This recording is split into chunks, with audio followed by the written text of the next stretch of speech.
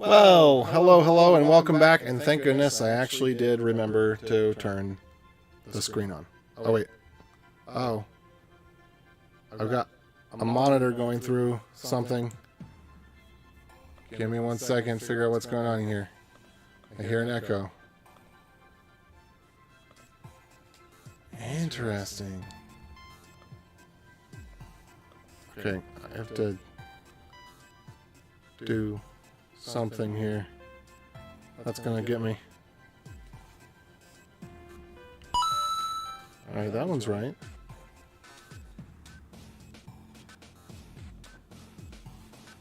Sorry, just a second.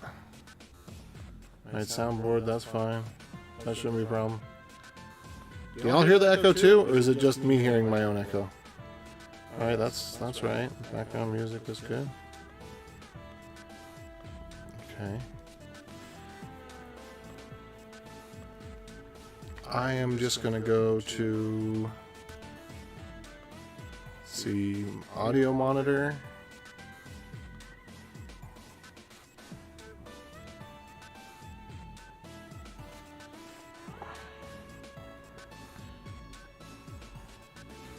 Monitoring device should not be external headphones. Should be disabled.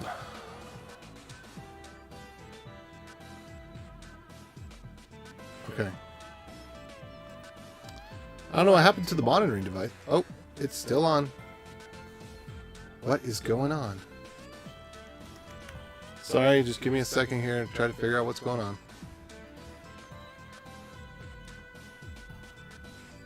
Okay.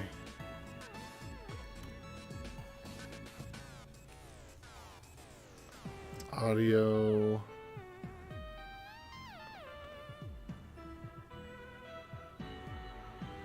There we go. Okay. Why? Why do I still have output coming out of the speakers? Okay. Nope. I still hear myself.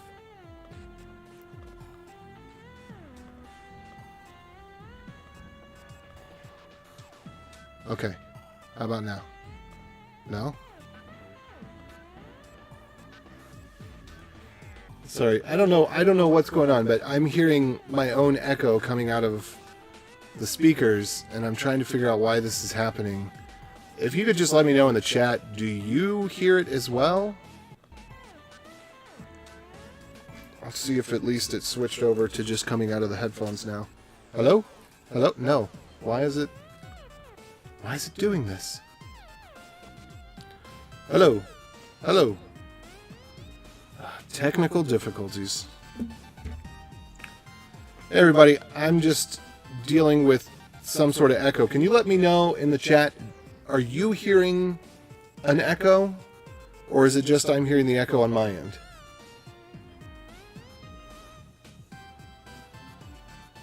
You can? I saw Ann hear it. Or Ann hear or it.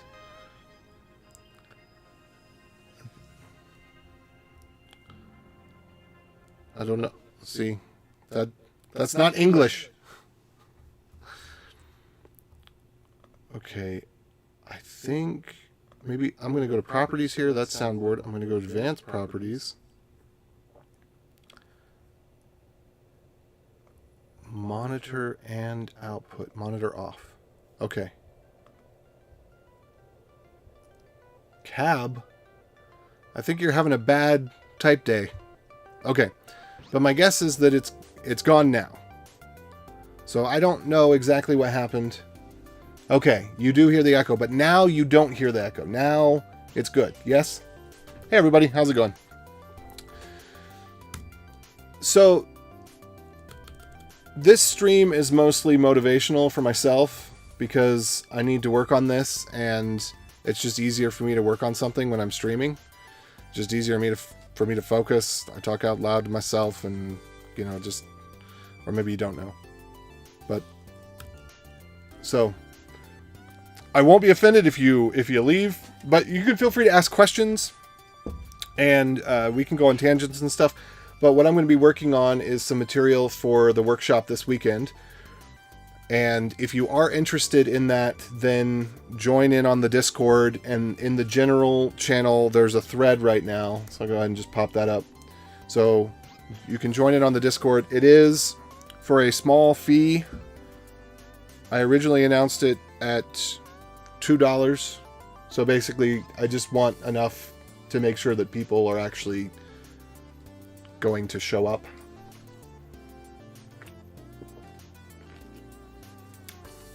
If we, get this thing scheduled live. But it looks like we're going to do it late Friday night Mountain Time. Or, sorry, late Friday night Eastern Time. Fairly normal night. Probably 8 or 9 Mountain Time. Which would be a little bit earlier Pacific Time. And then we're going to have a session. I want to make this kind of in 3 parts. So there'll be a session on Friday, Saturday, and Monday. And the idea is that you come in having touched the computer at least, maybe made some mistakes in the command line before, and you leave knowing how to use the interactive shell and a scripting shell. So I am saying bash, but you're going to learn bash by learning what isn't bash in a sense, because bash is not a proper shell to script with in the modern age, because it's not supported. Support has been dropped for it in Docker and CI/CD environments because it's just not as good of a shell. And even Mac has dropped it as the default interactive shell, which is good because it's not a good interactive shell. But anyway, that's kind of aside the point. So I'm just kind of going to go over this stuff, and my goal, I have kind of some stated goals here. So for each section, we should have what's the result, what will I share, and I think those two are kind of maybe one and the same. But my philosophy on this is that we need to have something that we share for every segment of the course. Something that we can share with other people. And then, so we talk about what's the result and what we're going to do to get there. And then we'll have a little exploration, and then we'll have a lesson, and then we'll have a project. And so the exploration comes first, with the idea being that you're going to make mistakes. You're going to do something that you don't know what you're doing. Then you're going to learn what you were supposed to do. And then, because encountering mistakes is valuable. So that's kind of the idea. And the prerequisites are that you need to have Mac or Linux, and you can have Linux via Windows. And if you're on Mac, you need to turn off some of the smart quote settings. And you need to have a GitHub profile set up. So those are the prerequisites. Let's see. Oh, let me scroll this over here because this is probably easier for you to read. There's the markdown on the left and the HTML preview on the right. Okay. So I'm thinking the first thing that we're going to do, I kind of have this outlined, but I need to come up with some more specific stuff so that when we actually go through this there, and I will probably translate this into slides somewhat. Okay, so the goal 0, what we're trying to do is we're trying to explore the world that is inside the computer, because the browser is for exploring the world outside the computer. And I put here not interactive shell, but that's not actually going to be the case. We are going to be talking about, it's not going to be not interactive shell, but it's going to be versus. So our primary goal, we have to first understand the interactive shell. That is the thing that you type at. So because a few people are watching, I'm explaining some things. This is not a draft of what the course is going to be. This is just me ad-libbing while we got some people watching, and we got me doing my thing here. Okay. So this, the whole Chrome of it, that's the terminal. This is the prompt. The prompt is part of the shell, and the shell is what controls your interaction with the computer. So the prompt is kind of like the omnibar. And the idea is we want to just say, okay, well, what if you just type at the computer? Okay, and then if we hit Control D here, oh, that will have no effect. Interesting. Control C. Good. Good to know. So I want people to just kind of type at the computer and just see what happens. So basically the idea is you can make mistakes. It's fine. You're not going to explode the computer because you type something wrong. You have to type it really, really, really close to right. It has to actually be correct to do something wrong. So you have to be close to right, close enough that it'll run, and then you have to do something wrong for it to be wrong. All right, so the first loop, I'm trying to think of this in loops of this, what's the result / what do I share? How do we get there? What's the expiration? Okay. So let me actually call this loop 0. And loop 0 is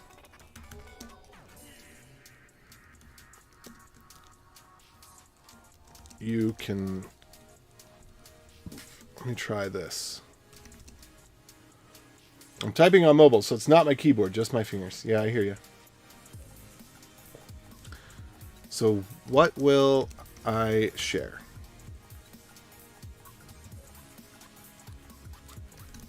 And the answer is you're going to be able to tell people that you can make the computer do stuff.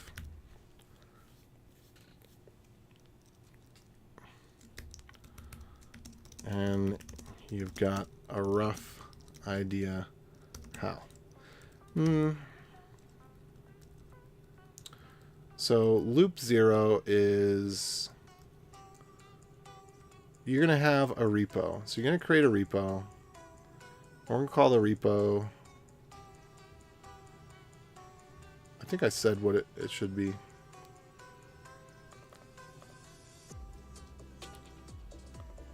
So for the first loop here, what I want you to do is to jot down notes, and I want you to jot these down on GitHub.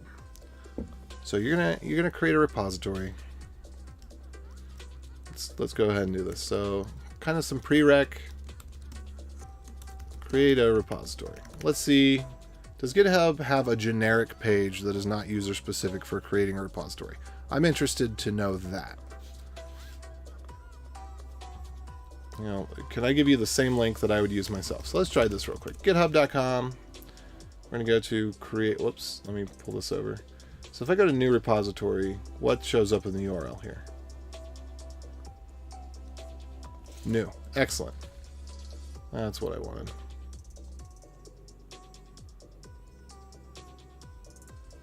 Let's see.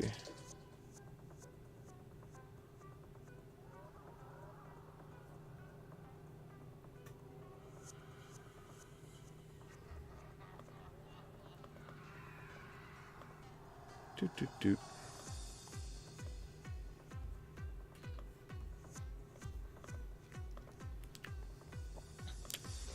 So a big part of my belief and a part of this course is going to be focused around documentation and presentation, the ability to show what you know.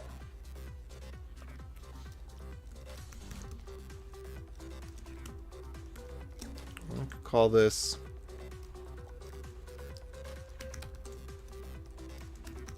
shell notes.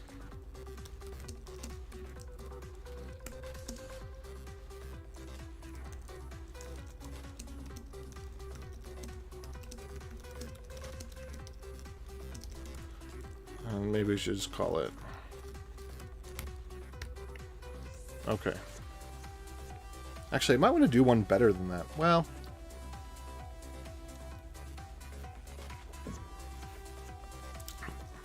one of the things that I did for this course, actually, or was developing for this course. Why'd everything lock up? There we go. So y'all have seen me use Bliss from time to time. What you probably didn't know is that I in part made this for the course. So you'd have a quick, easy as gist way to take notes, and that it would actually link to a repo. But I'm not ready to use that yet. It's not in the state that I'm gonna promote it. But bliss.js.org, that's what I made that for. Okay, so you're going to need a repo. We're going to have to call it...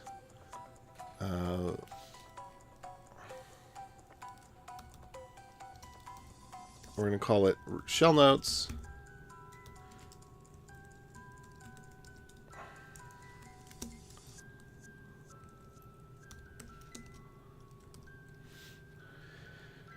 And then, if you're on Mac,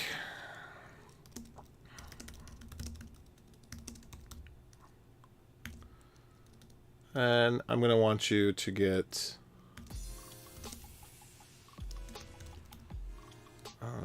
iTerm 2. Actually, we don't need to do that yet.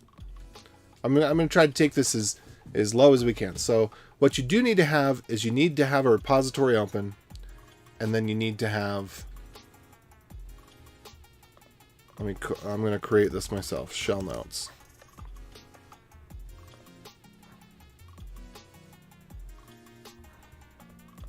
And then this is actually kind of important, add readme. This is what you'll edit. And then ignore template. I don't think we have an ignore template. An A. License MPL2. That's what I'm going to say. Okay, great. So that is all the options. It should be public. And the reason it should be public is so that you can find it.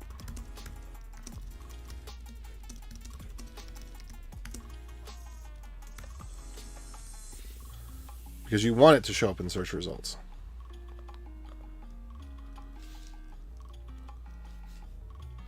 And then I want this to be on Rails. So I'm just going to give every possible option. So description, just one Beyonders shell notes. Cool. So that's what we're gonna start with. And this is important. It's really, really important to me because if people don't take notes, I don't know that there's anybody that can learn well without taking notes. There are some things, I guess, that don't need notes. Maybe ballet. I don't know if you need to take notes. I think that's much, much more muscle memory than the average skill. But most skills require notes. And the terminal, this is certainly one of them because what you do is literal. It's not figurative. It's literal. You literally do something. You put something in the computer, you get output. It's literal. Okay, so there's that. So as part of this loop 0, I'm actually probably going to back this up a notch. Oh, no, that's fine.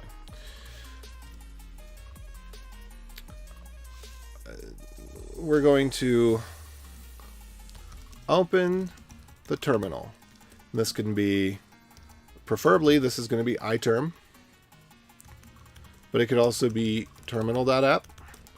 Or it could be, I don't know what Linux calls theirs these days. They probably call it terminal. Or console. And, or, if Windows, it's Windows, it's Ubuntu.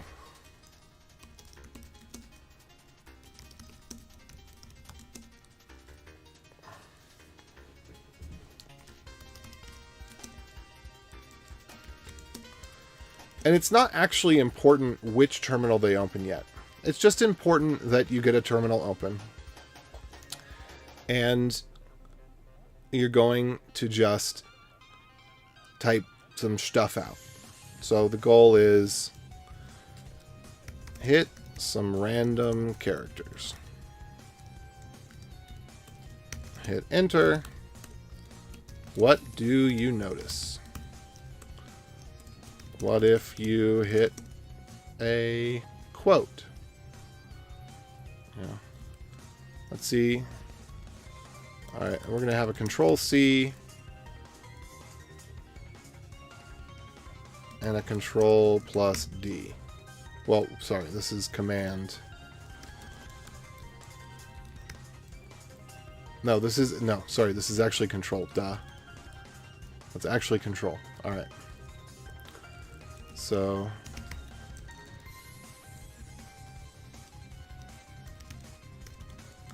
I love the keyboard. Little bit of HTML. I don't think everybody knows about this, but it's awesome.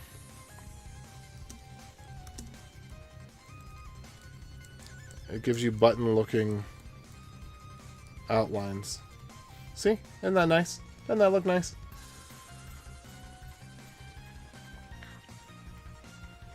Alright, so the questions we're going to answer are... What are you going to be able to share? That's the most important thing. What are you going to be able to share with other people? What are you going to be able to show that you know? What will you be able to show that you know? So, in this, this is our practice exercise. What you're going to be able to show that you know is that you can fearlessly make the computer do stuff, and that you have a rough idea of how. That's what the goal of Loop 0 is.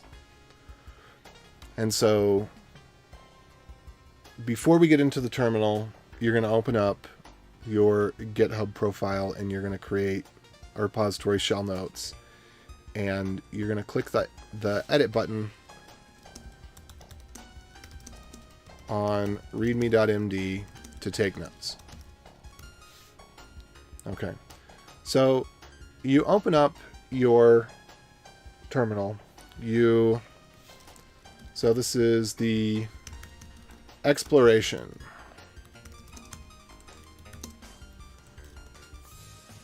Hit some characters, hit enter. What do you notice?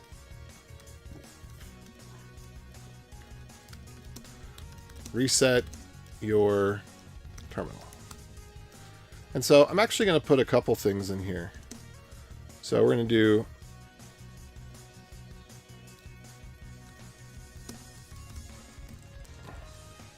Control C, reset, and I think we're just going to go over all of these all at once. So this is going to be Command plus K will clear the screen, but if you're on Mac or Linux, then what that is it is Control plus L. Alright, so this is kind of how you reset things. You can Control C to quit things. You can type reset, and that does a bunch of reset routines. You can hit Command K or Control L if you're on Windows or Linux, and that's going to clear things out. And then Control D, it brings things to an end. Alright, so now we're going to open the terminal again. So, open the terminal again. And this, I guess, should be step 0 here. And then this time, what I want people to try is to get something... Well, we're going to try one more thing. So, we're going to... The first stop is, hey, we can just screw up, and we can make some mistakes, and that's fine. That's... Because we want to be fearless about this. So, exploration 1 is make mistakes. Section number 2 is make mistakes on purpose. So type out hello world. This is benign, nothing's going to happen. And hit enter. Type out it's my birthday and hit enter. So for each of these, we kind of need to have this Socratic, what do you notice? What do you notice? Now, there's a really important one with the whole it's my birthday.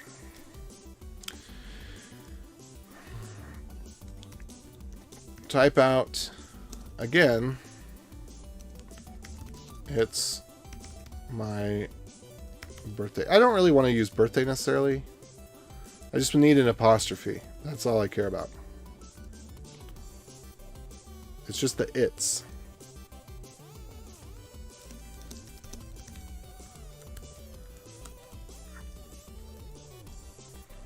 Okay. And then the last one with this, I think there's two more things. One, got a help command. That's not going to help us. Okay, tab. Tab is awesome.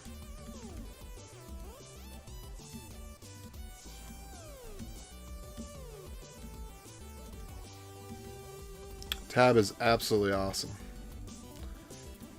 Now the problem is, if somebody's on bash, I don't know if it's going to be that helpful. Yes. Okay, cool. Still is.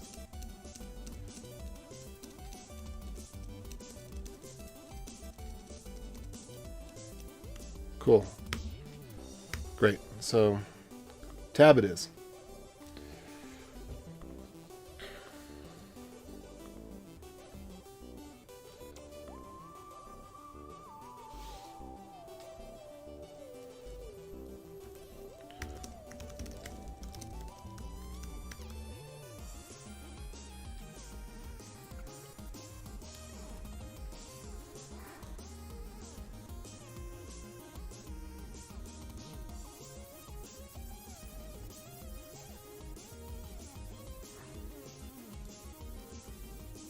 And then I want repetition to be an important part of this, because I think so much of using the computer, so much of being comfortable with it is just the muscle memory, like I've said.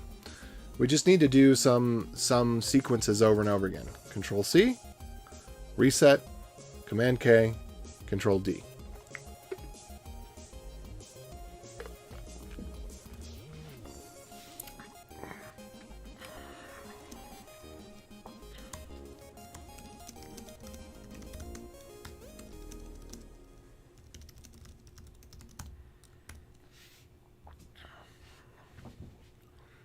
So basically, we want to know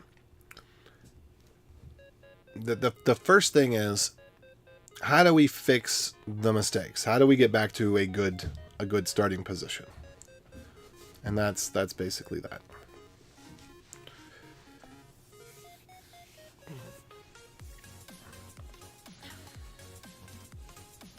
All right, so now let's do something kind of useful. So we're going to open the terminal again.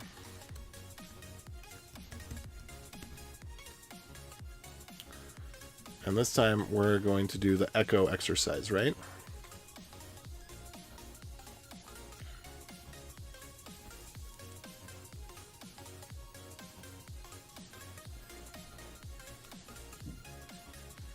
Yeah. Okay, so we're going to do the echo exercise, and there's actually a couple of exercises I have for echo already.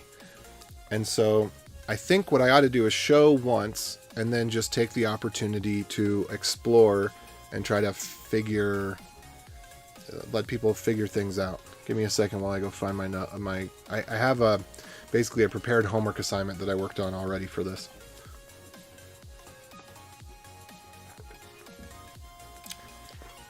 I myself need to be doing this in a repo, because that's probably where this is going to end up.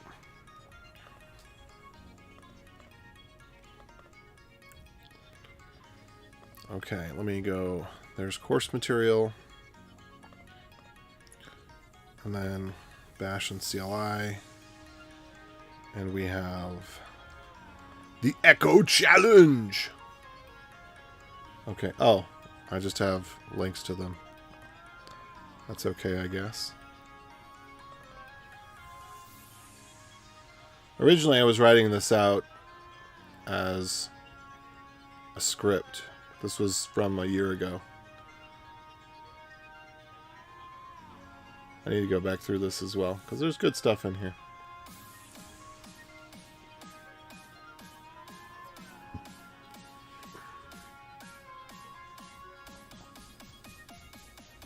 This is actually a good example, especially for true beginners.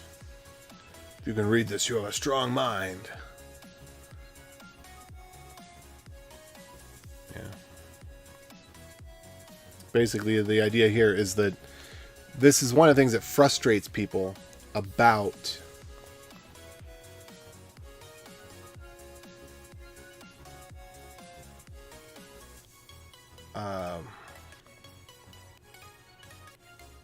sorry. message popped up. This is one of the things that I think frustrates people about learning how to program, is that they think things are a lot simpler than they are because they can do pattern matching. They can look at something like this that's completely wrong and they can make sense of it because the patterns are close enough. And the computer doesn't do that. So there's both the principle that you need to be exact in order for things to work. But there's also the principle that if you make a mistake, it's okay. It's okay to get something wrong, because we can just close it out and we can try again.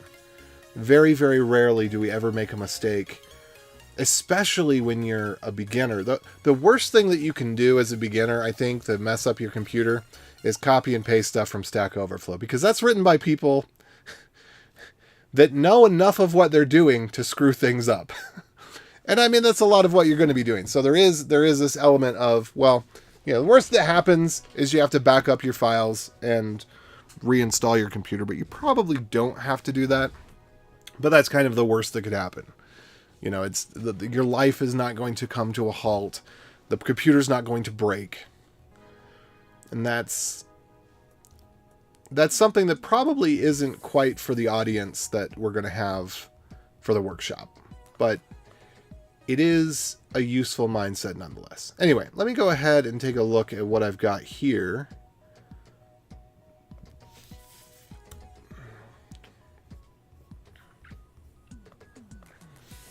Let me see where I left this off at. All right, Echo Challenge.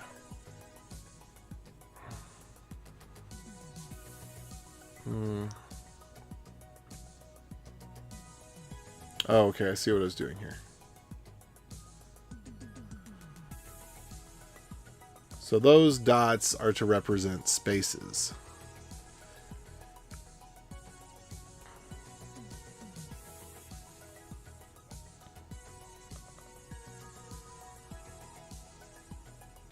Okay, I don't remember exactly what I was going to do here. Let me go check. I had some exercises. Oh, and this one I would actually redo because I don't actually want the echo dash in on this. Oh yeah, I see what I was doing there. Because dash in is actually non-standard. It works in some shells but not others. Okay, let me go take a look at what my other exercise was. And I might need to check on GitHub as well. Because I've got those exercises there and I want to be able to use parts of them. Okay, there we go. Yeah, I see what this was. So in my original on this, you're going to do this worksheet. Oh gosh, was this really 3 years ago? I thought it was a year ago. It was 3 years ago. That's how long I've been procrastinating this. So in the original idea, I wanted it to be somewhat like homework. And I'm not opposed to that still being the case, although I don't know if that's what's going to help people the most. But the idea here was, I just want you to be able to see how many spaces there are, so that's why there's a dot. The purpose of the dot is to say these are spaces. And so if you were to type this out, the question is, what would the shell receive? And I want you to put it in this format. This is what the shell would receive. Or this, sorry, not what the shell would receive, but this is what the command would receive. So if I were to type this on the shell, then whatever the shell executes, it would get this. And then what would be the result of that? And the result of that would be that we would have hello in a single space and world. I feel like this is actually kind of the wrong approach. It's kind of the right approach and kind of the wrong approach at the same time. We do need to have these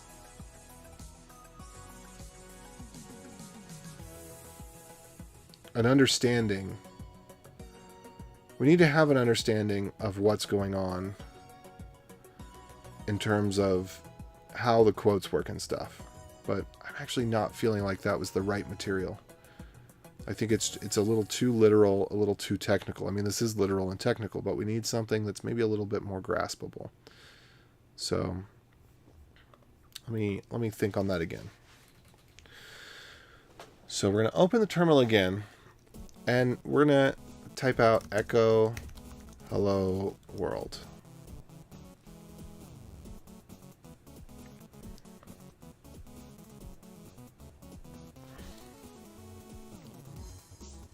And then we're gonna do echo. I think in Bash this is actually problematic because of the. Let me get into Bash here. I think if we did hello world in Bash. Oh no, it works out because the exclamation means something. It's a repeater, and sometimes that's annoying.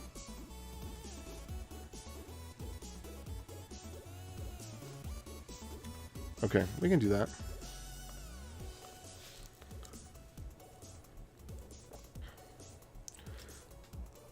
And then we want to go with it's my birthday. And then I want to go with echo it's my birthday again. So if I was just to put this in twice,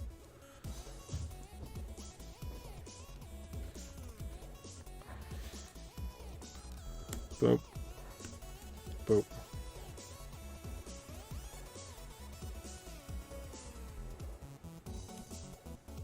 All right, yeah. Let's see what happened there. Actually, before we get too far on this, okay, I'm gonna say this. Before we get to dealing with quotes, I want to have fish installed.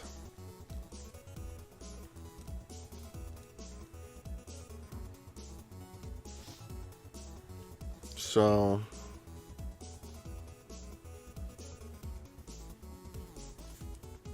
what else could we do as part of the first loop here? There's basically nothing. I don't think there's too much that you can capture in this.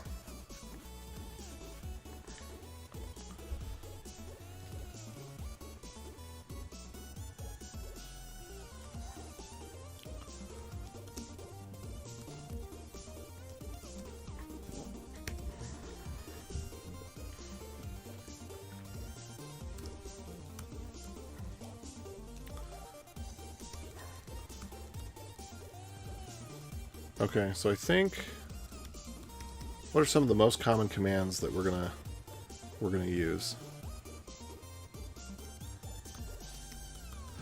Oh, you know what? No. Before we go any further, we're gonna get fish.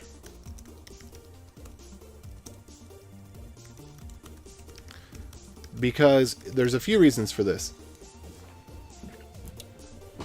The history function in fish is really, really good. And so I want us to be building up our history in fish. And the highlighting functions of fish are really, really good. So when we're in fish, so if we're in Bash here, well, even if we did ZSH, echo, hello, how are, yeah, ZSH is meh. It's not very helpful. But if we're in fish,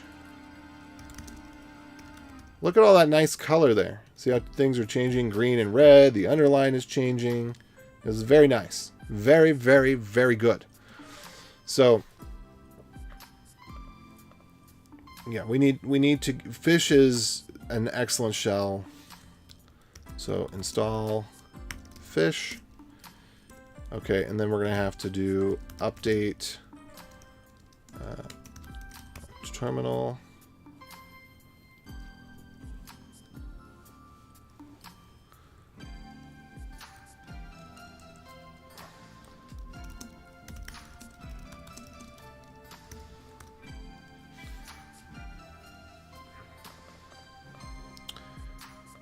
And then if nothing, I don't want people to use CHSH, and the reason for this is that when something goes wrong, if your default shell isn't there, you're in trouble and it's harder to fix. So what I would rather have happen is that somebody puts fish in their profile. So for example, let me put in my bash profile here, bash RC. I'm just going to put fish, right? So watch this. I go into fish. I go into bash and it takes me into fish. That is all right.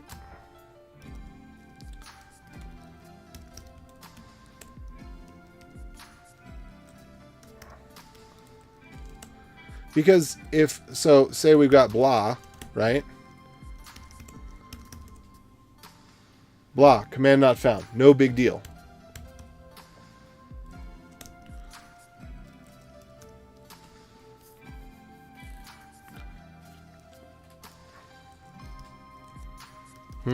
But how do I want to go about doing that? Because we haven't gone through VI yet.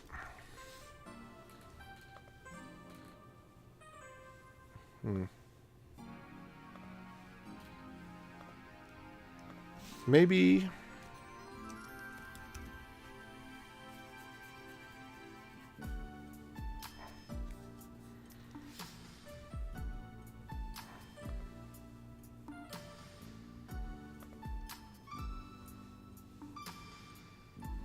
Oh, you know what else needs to be installed already? Is...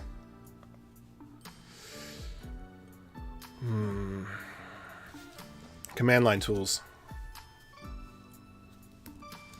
But this could probably be done while we do a little bit of lesson material. So let's see here. Install... what is it called? Xcode select. And this one tell me already installed. Yep, that's good.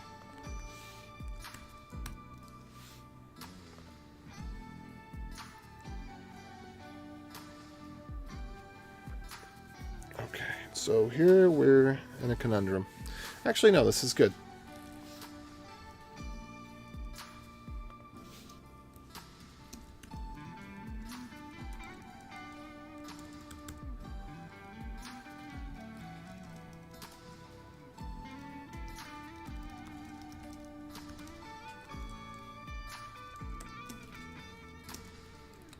Mac, Linux.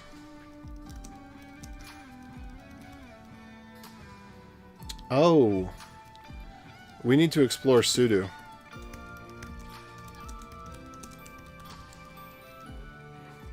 There's no reason to do that, but to use the sudo command. That's okay.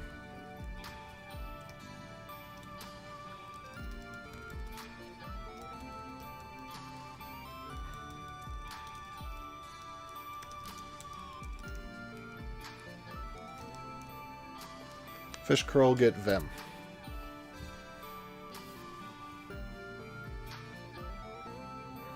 Okay.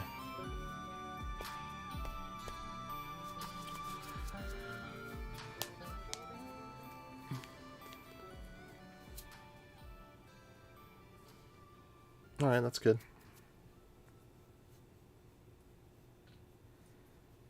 So the question is, how much do we bootstrap this process?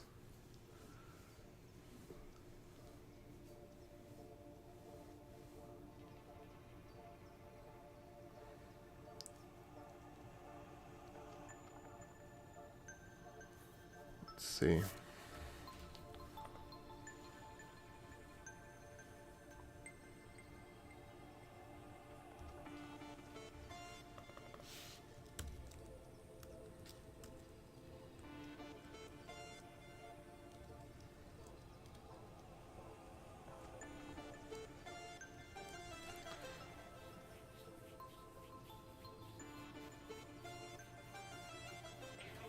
One thing that people don't get early on is the spaces, but again, I think the people that we have, they're going to understand, the spacing being there versus not being there.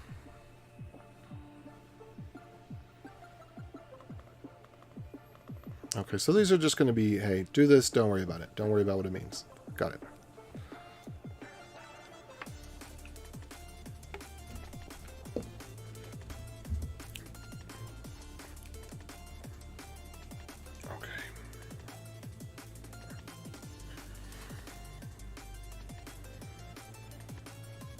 Actually, you know what I should do? We should have a template repository that has some of the exercises and some of the stuff to do, or something in it, maybe.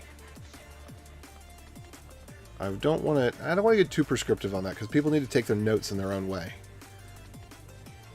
But we're going to have to go through and set the default shell to fish. So I know how we do that on Mac. It's pretty easy, and you can always change it. I don't recommend people set their default terminal, but you just go under... Do you have to do it under each profile? I think you actually do. So you have custom shell. Speaking of which, I'm going to go ahead and update Fish and see what's the latest version.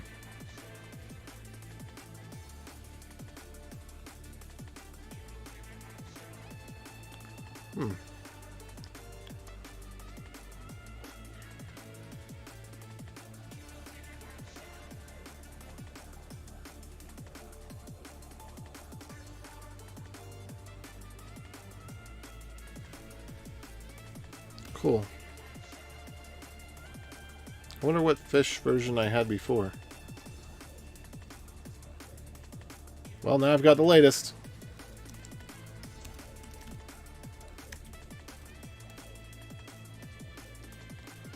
So there's that.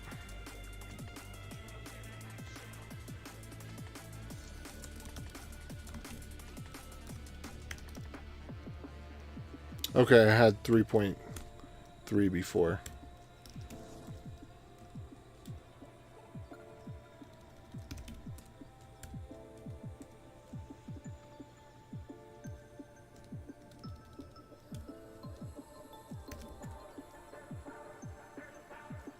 Interesting. Okay.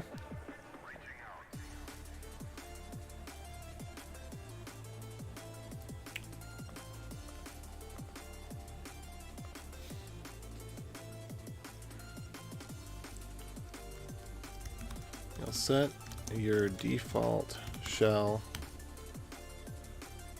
and make notes on what you did so you can reverse it. I think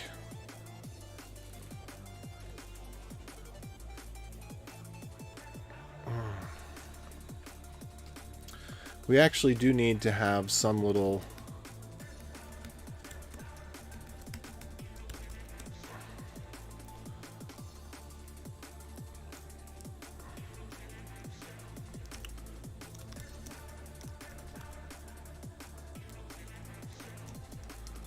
install Xcode command line tools.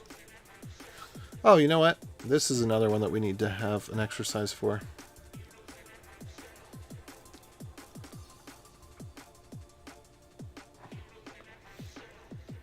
So type out pound whatever you want.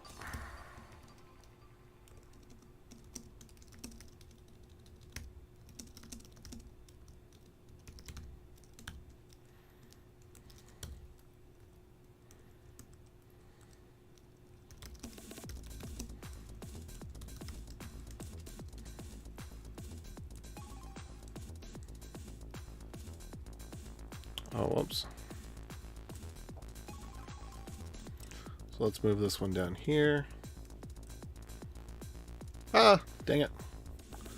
I just jumped around a ton. Hey, whoa. Hello, everybody. How's it going? I am just doing a little bit of a... I'm working on a workshop, and so this is more for my own motivation than for anyone's entertainment on this particular stream. There's feel free to ask questions and stuff, but mostly what I'm doing here is just kind of trying to organize my thoughts and think through the organization of the workshop material. Just kind of go through and see what needs to happen in what order. I want to build the workshop around the idea that this is somebody's first day opening up their terminal. But the actual workshop that I'm giving, the likelihood is that most people will not be in that category.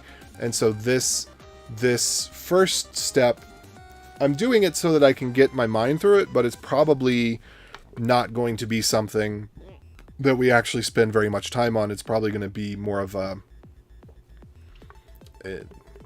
we blaze through it, because like I said, I think most people will have already been through the terminal. But I want people to encounter the common errors. The first thing anybody ever does when you tell them to type something on the terminal is they enter it in without spaces. And so I want people to make the mistake. I want people to put in some spaces. I want people to put out, whoops, a comment. I want them to have the issue with the quote. But before they do too much, I want to make sure they have Fish installed. So they need to be comfortable enough to type at the computer and have it do something. But we need to get them the Fish shell very quickly on, so that as they're typing, they can get the hints. Because if you don't get the hints, if you don't see the red turning green, then it's a lot more difficult it's not this more, it's so much easier and more natural to explain when somebody can see, okay, oh, look at that. Something happened. That's really clear that something happened. And I want to introduce tab very early on, but most of these things I want them to have Fish installed for. So we're going to open up whatever terminal they have, and then we're going to get Fish.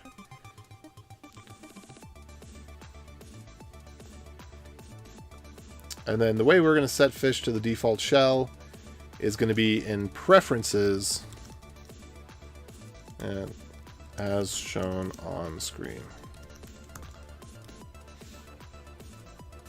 And I'm not sure how to go about it in Linux, but we'll figure it out. But I don't want to set it as the user shell. I want to set it as the terminal shell. Because if you set it, I was saying earlier, if you set it as the user shell and something goes wrong, then it's much more complicated to figure out. Whereas if you set it as the terminal shell and something goes wrong, you just open up a different terminal. And then you can figure it out from there. So I want the principle of least oops. Okay, so we get Fish. Okay, now that we've got Fish, then we can close out the terminal.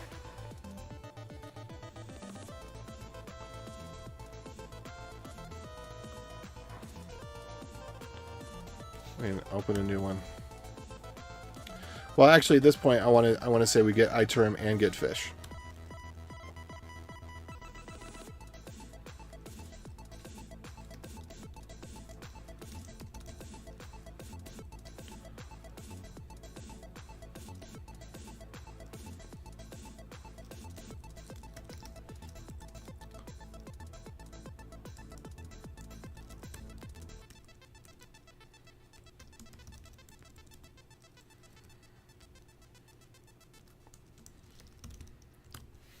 And I think with the way that this thing is installed, actually I don't remember. Let's see.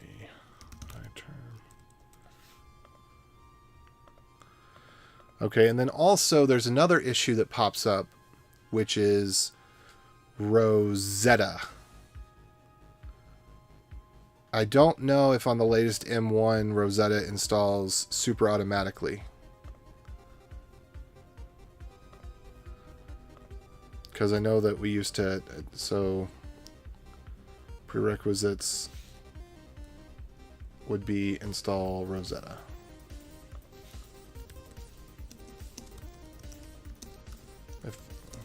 For M1. Because if you don't have Rosetta installed, then things start to not work, and then it's annoying and confusing. So I think we just install iTerm and then right click on it and then say run with Rosetta, and I think that's all we have to do. I think all you have to do, if I remember correctly, is you just need to go to Let's see here. Oh, I can't right click over here. No, I cannot. Okay, that's interesting.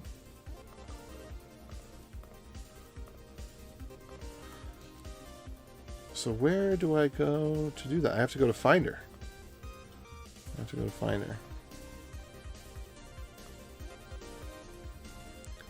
Alright, let's go over here. Go to Applications. And I think that... Okay, those I can get rid of. If I remember correctly, all we have to do... I don't think I need either one of these anymore. I think there was a time when I needed it. I think we just go to Get Info. And I think you can just check and uncheck. Oh, that's interesting. The copyright is in there now. Open using Rosetta. You just check that and then uncheck it. And that's all we need.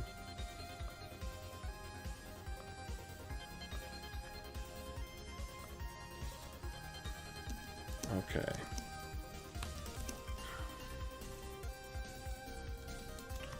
Look in /applications. Alt-click get info on iterm.app.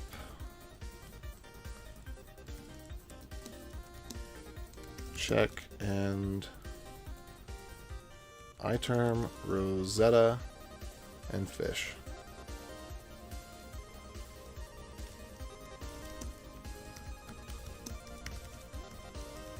There we go. Okay. Then we'll set fish to the default shell using preferences.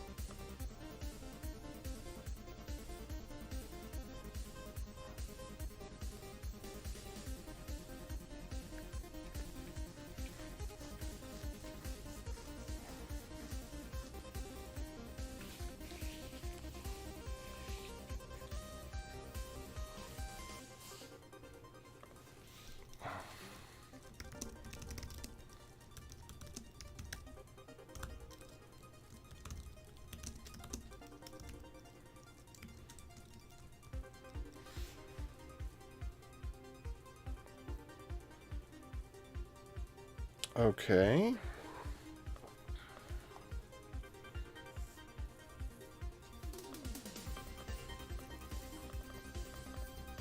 Are there any other commands that we have to install from apt?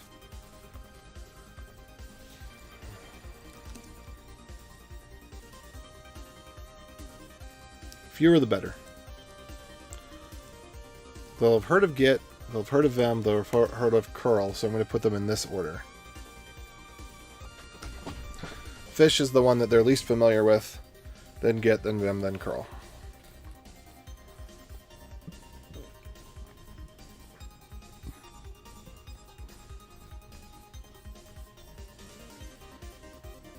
Alright, so loop 0 is going to be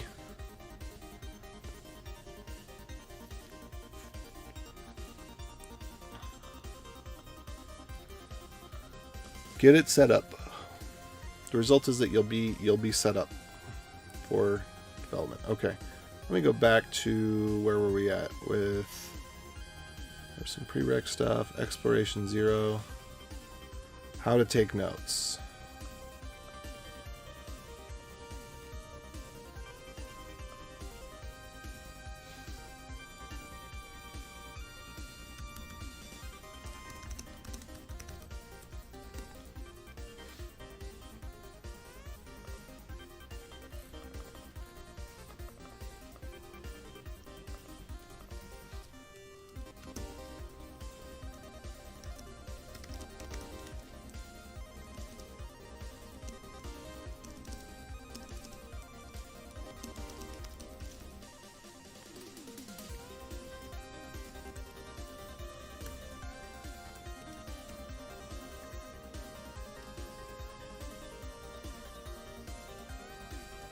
Okay.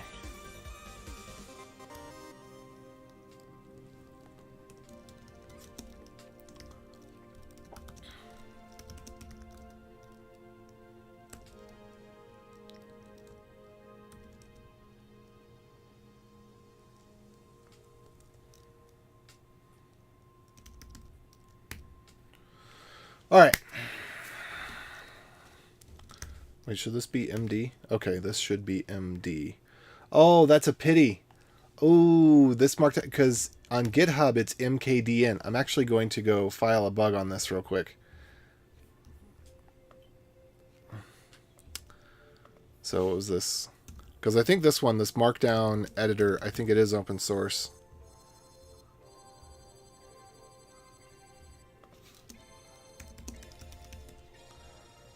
Let's see if I can find this real quick. What is this one called? Let me go to About. Satoshi Iwaki, Markdown editor. Let me bring up a browser window here. And if you're interested in the workshop, feel free to join the Discord.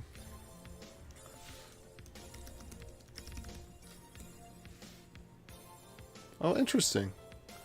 How many Satoshi Iwakis could possibly be IEEE authors? Maybe it's a really, really common name, but I doubt it. I'm just curious. Autonomous wheelchair, cool.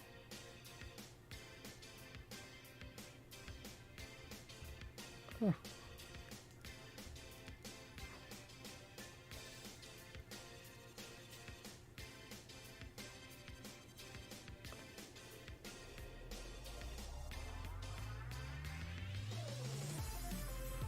Okay.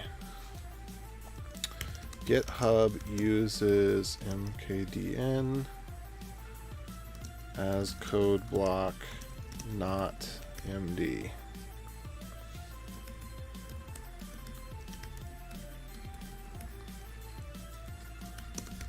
Hello, this is a list and a code block.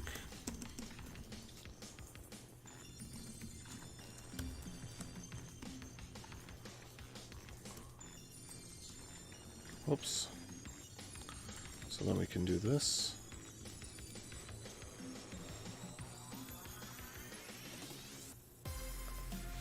MD.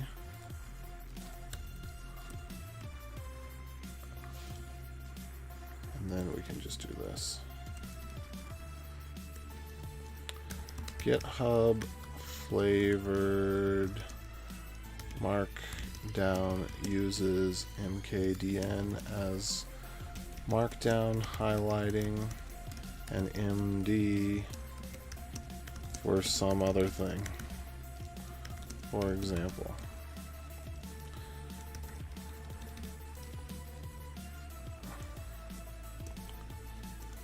However, Markdown editor uses MD and ignores MKDN.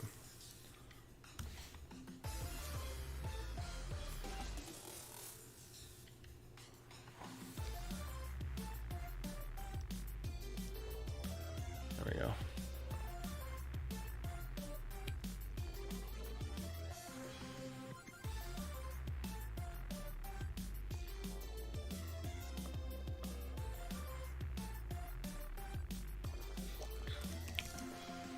MKDN.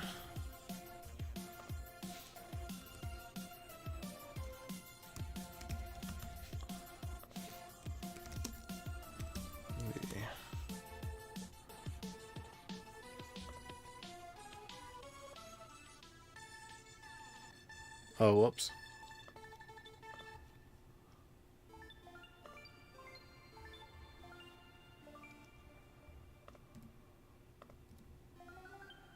Let me add a few more here.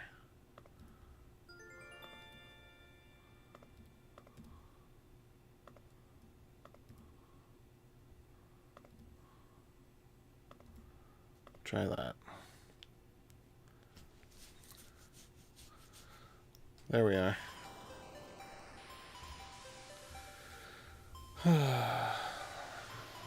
Just a little tidbit, something that's important to know if you use GitHub. if you want to show Markdown with GitHub Markdown, it has to be mkdn.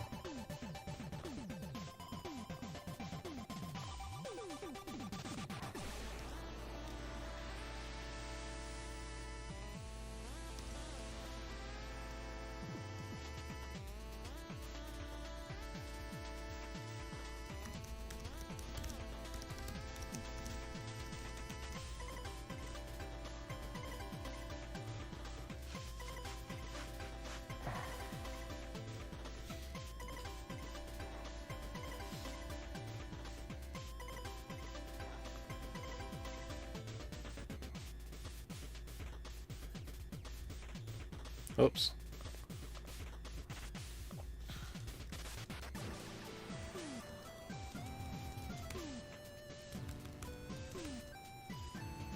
Maybe we should just do this.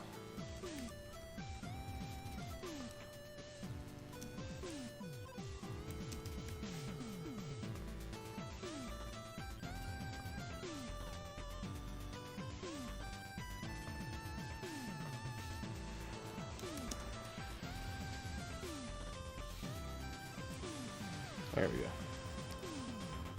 GitHub flavored, whoops, Markdown.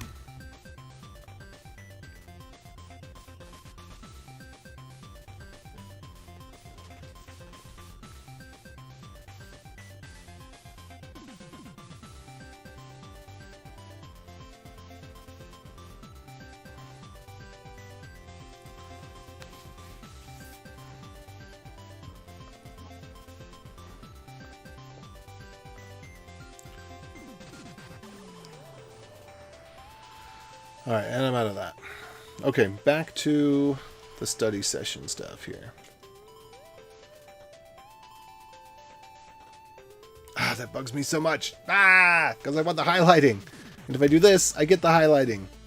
But if I do this, I don't get the highlighting. But I want the highlighting.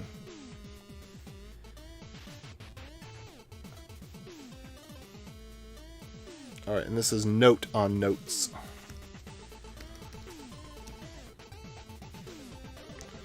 So I want to tell people, look, this is what your, like I was saying before, one of the core of the overarching goals of the course is to get people to be able to show what you know. The goal is to show what you know.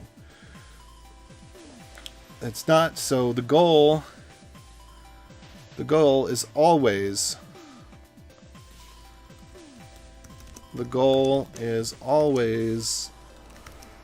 not just to know more, but to show what you know more and be marketable.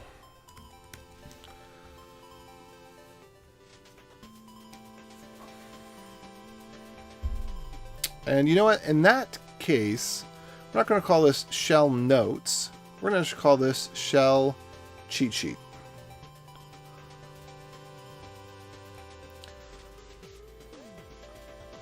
And I think we will make a template repository. I think we'll make a template repository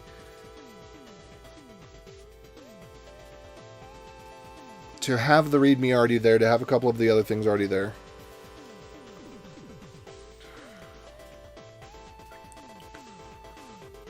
Okay.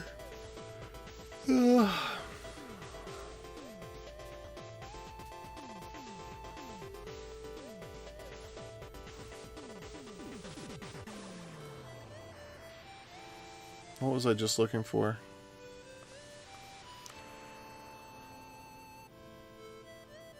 All right.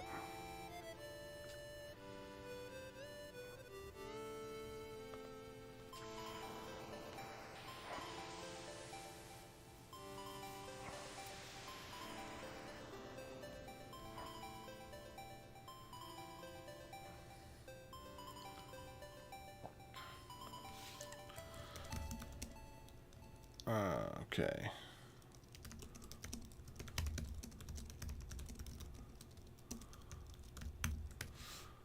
You'll know why.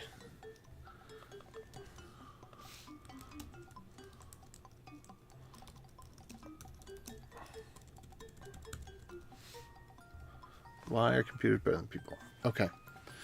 So then we're gonna get into fish, and this I think should be part of the template repository for the cheat sheet. Oh, I was gonna call it cheat sheet instead of notes. So we're gonna call it not shell notes. We're gonna call it shell cheat sheet because that sounds more pro. Everybody who's pro has got their cheat sheets.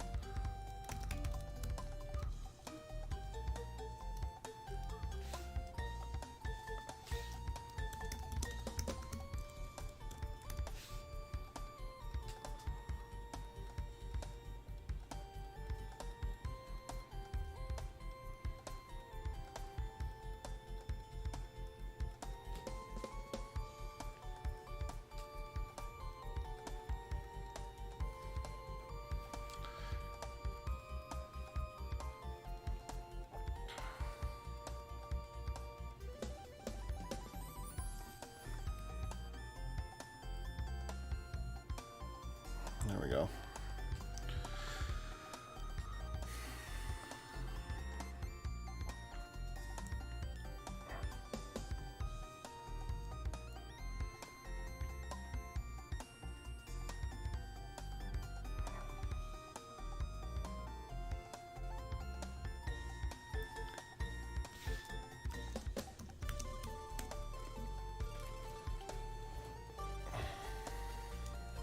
Oops. And the last thing we're going to do here then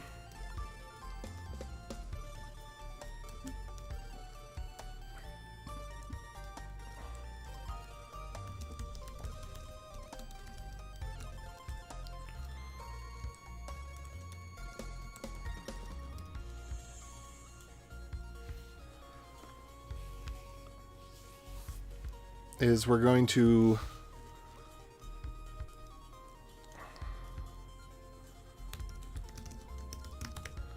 rewrite history.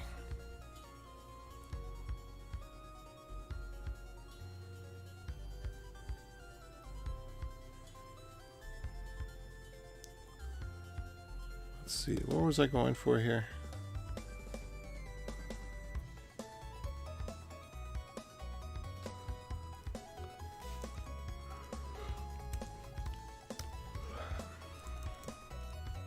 What happens if I just type in find? It won't work, right?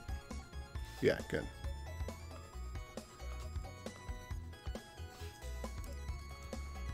I don't want to do ping. What if I just do set? I'm pretty sure that if most of these commands... set is not one of the nice ones. Curl. Okay. Just want to load up the command history.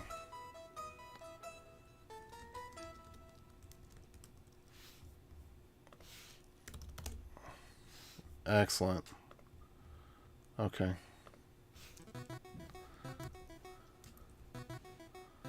Grep, find, dig. What else can we do? A cat. Okay, NC.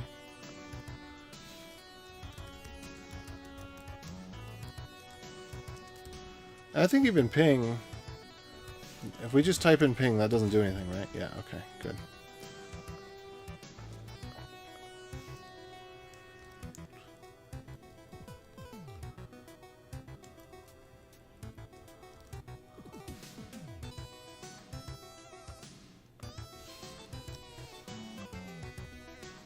Let's see. Sudo. Nice.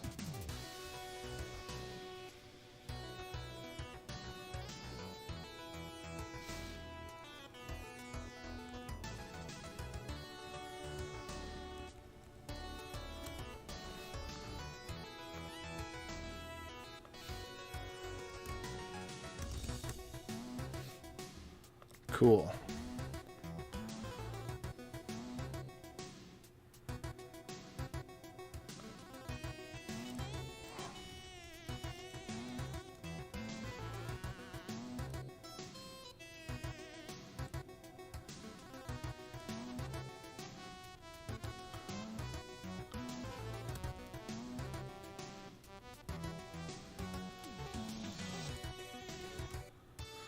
Okay, so sorry. I don't think I really completed my thought here, but what I'm thinking is we're going to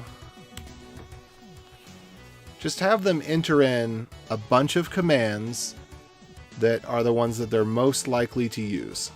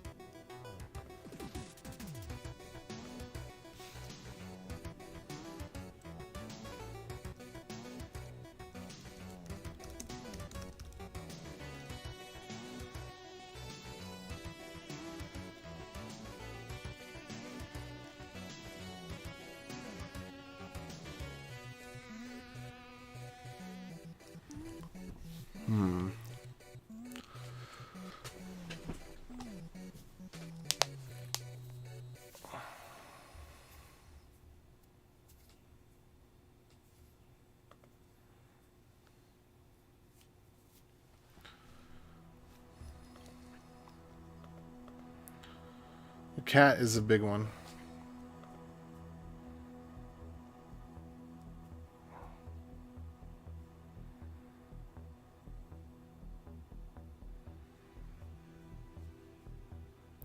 These are not ones you're as likely to use in you're not as likely to use LS in scripting. We got, do we have push T and pop T?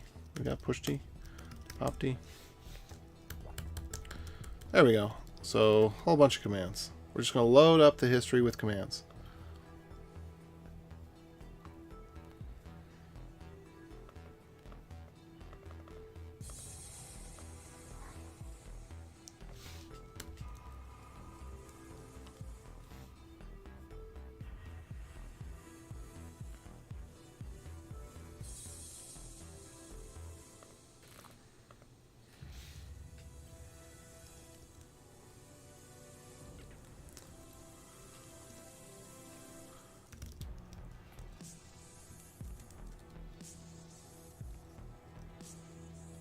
Alright, these are not likely to use in an interactive shell. So, command, I think you're fairly likely to use. You're not really likely to use base name or dir name. You are likely to use ping, nc, set, grab, curl, find, dig.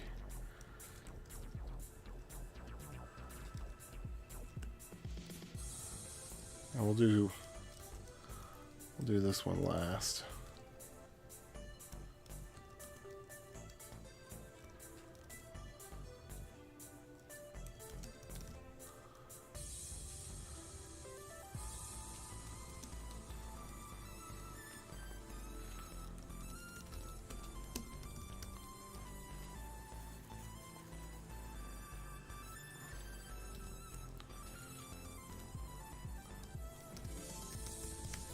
History. That's another good one. I'm just going to check and see with fish, what does the history format look like?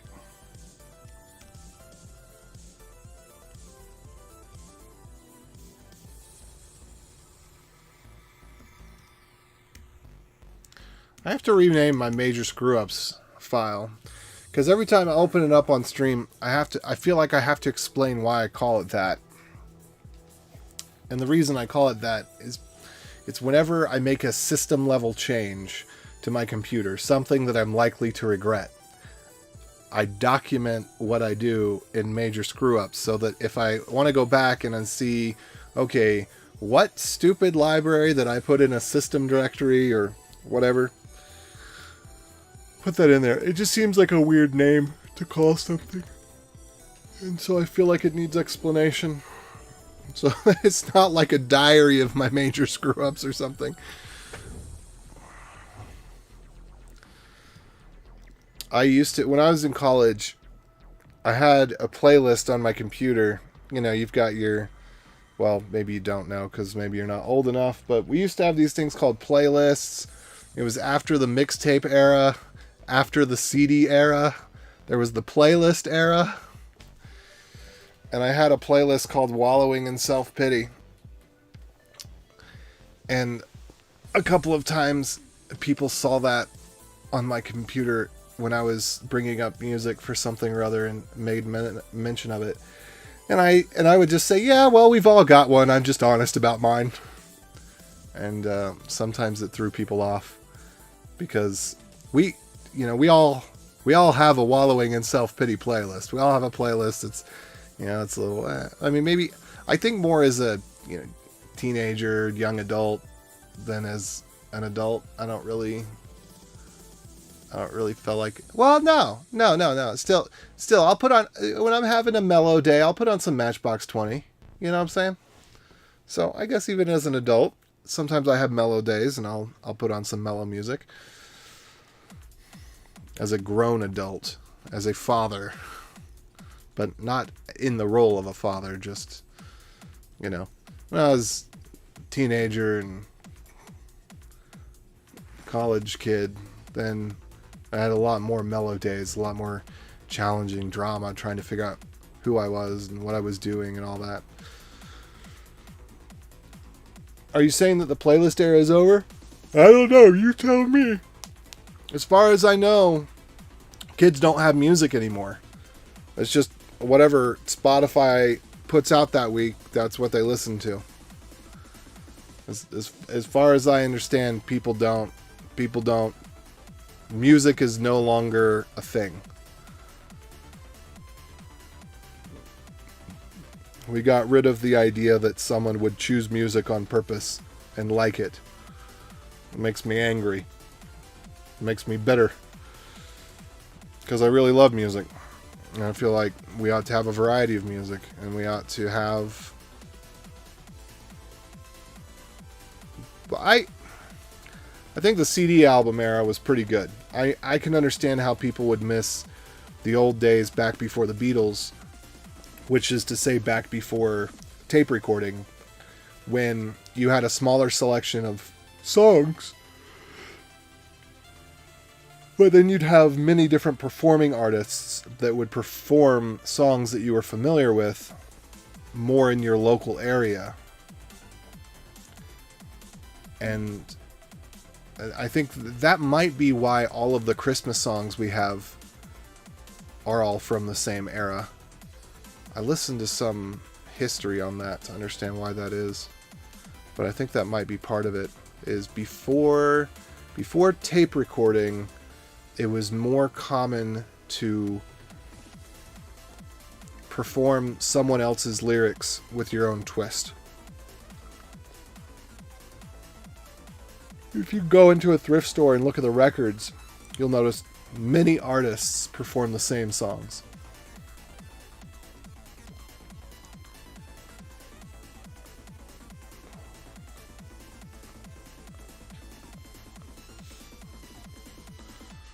Okay, so here's what we're going to do then. We're going to say open the terminal.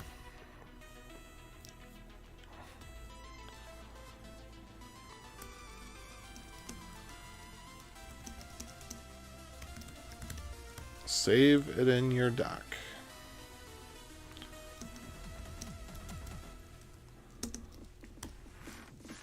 Save iTunes. Okay, so open your terminal.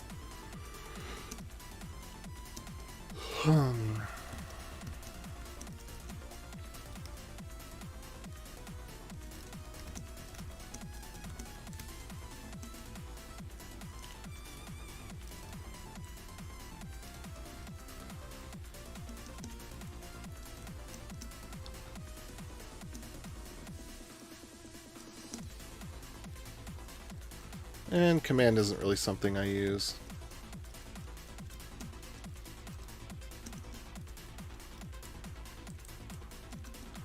Let's see, git is something I use often. What are your most often used commands?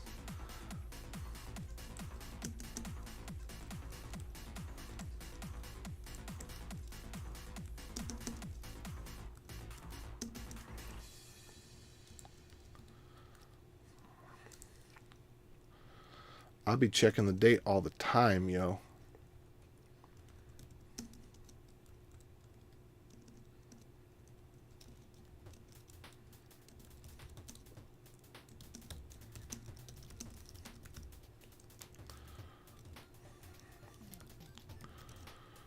All right.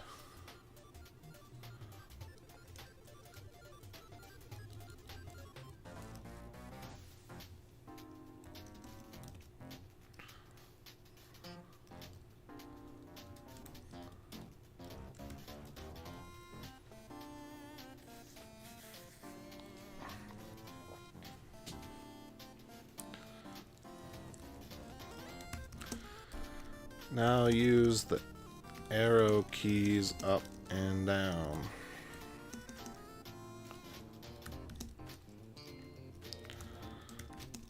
Now try this command.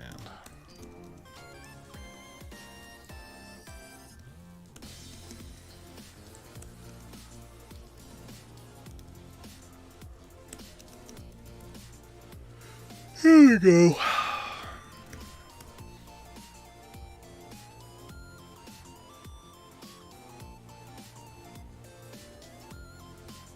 Interesting.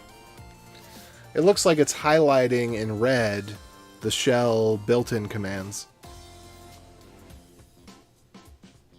Which kind of makes sense to do.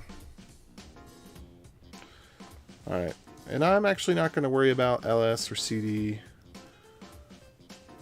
Actually, I don't even know that I'm going to worry about LS. Let's see, RG. I don't care about grep. I want RG. I don't care about cat because I want bat.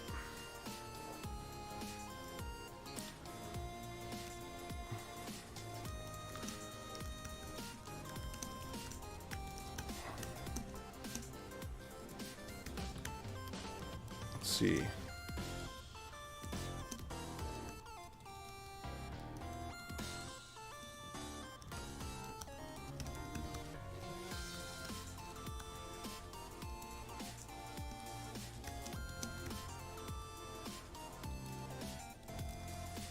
Alright, so we're going to have people install Webby.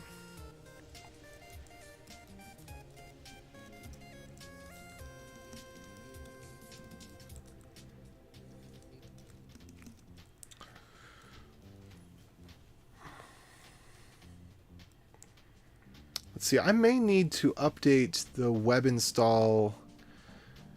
I may need to update how it checks for fish. I'm going to see if I already did this, because I remember having this idea long ago, but I don't remember if I actually implemented it. But we need to have this implemented.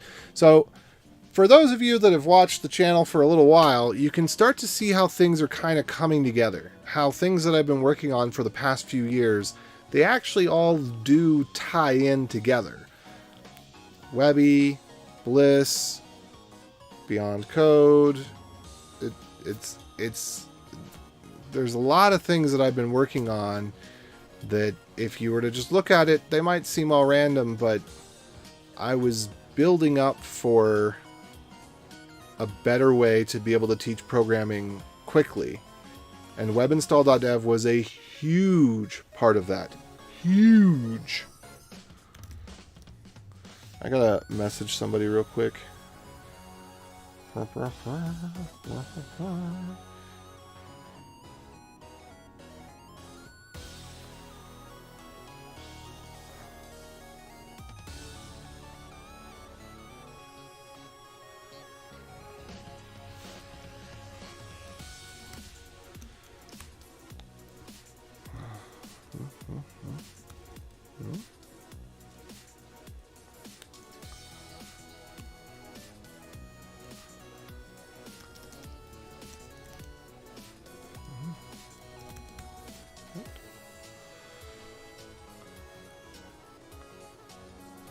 So my buddy who was going to send me the server last week, he didn't send it last week because there was a family emergency that came up on the day that he was going to send it.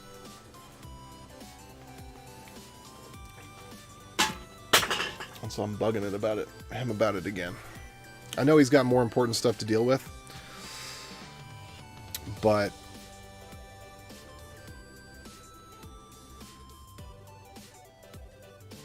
He's the one who told me he would send it.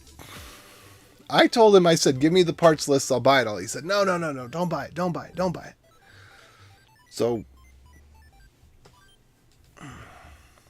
know what I'm saying?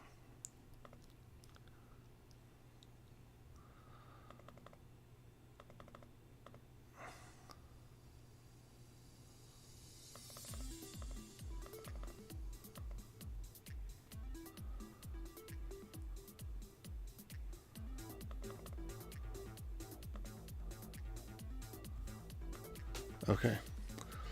Anyway, let me go in here. Get checkout main, get rebase hotfix, get push. I got that approved the other day. And then let's see, how are we detecting fish?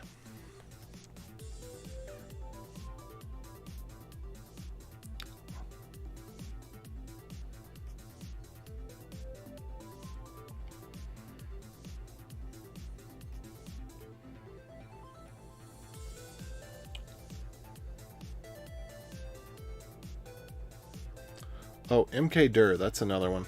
That should be in here.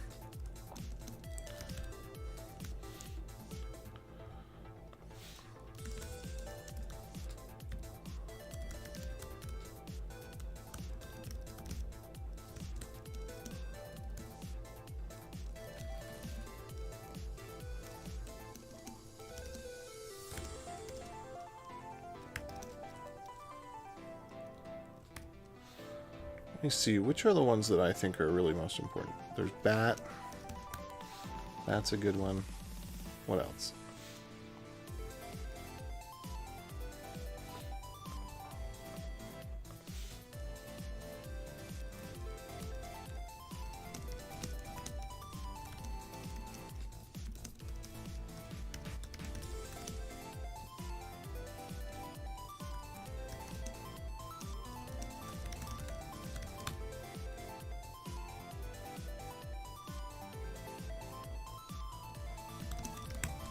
Okay. Alright, let's go to webinstall.dev real quick and take a look.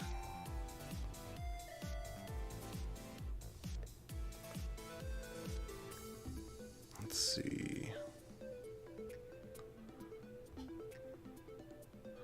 I'm curious about the new brew. I'm curious enough to try it out myself, actually. Have y'all heard about the new brew? It's supposed to be a lot more like Webby.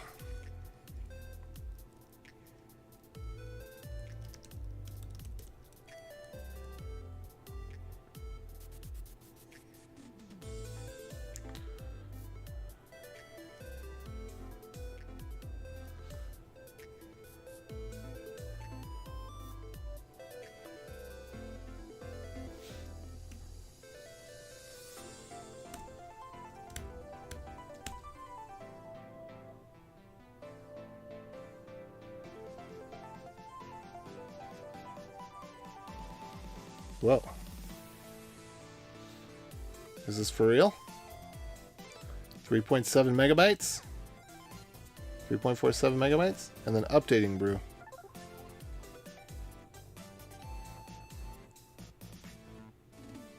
Oh, nope, it's still doing it. That's too bad. Okay, I don't want to do all that.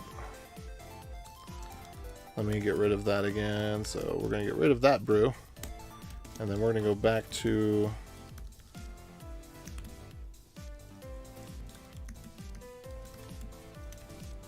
There we are. Okay, anyway, what was I doing here? I wanted to check and see... I probably don't even really have it here.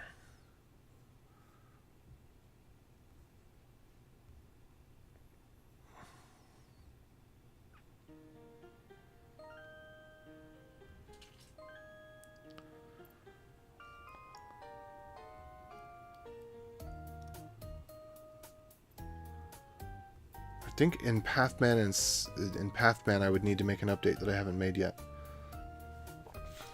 Let me do this. Webby fish.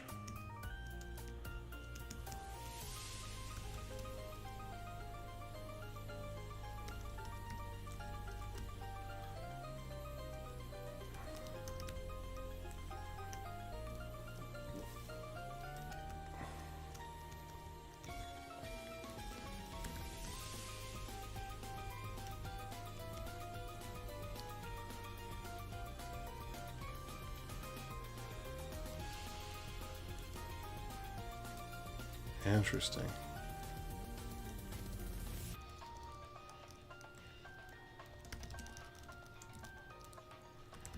Config fish if doesn't exist. Config.fish touch config.fish. There we go.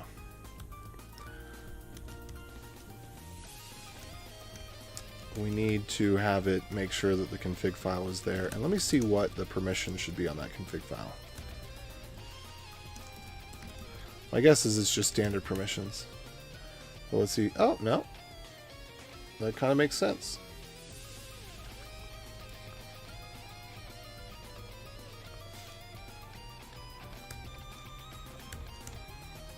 Okay. Chmod user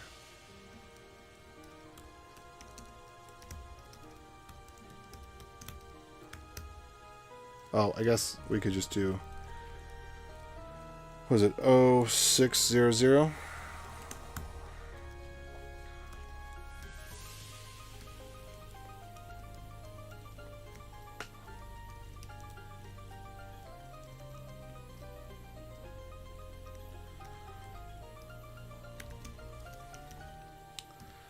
And we could say if command-v fish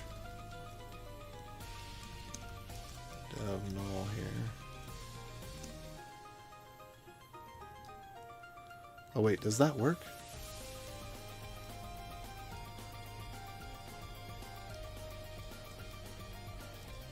I have to think on that one.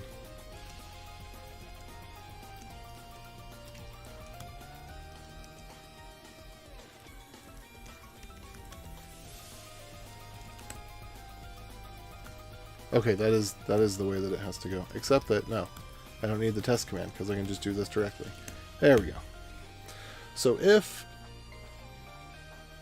command vfish exists, then if the file doesn't exist, then touch it and chmod it. There we go. I'm going to seek more loading screen than stream, so I'm going to... What? I'm seek G more loading screen than stream, so I'm... Oh, seeing more loading screen than stream. Oh, okay. So, because you're on mobile. Okay, well, yoha, broha, catch you later. Have a good one. I get what you're saying now. It took me a minute to parse that, but I got it.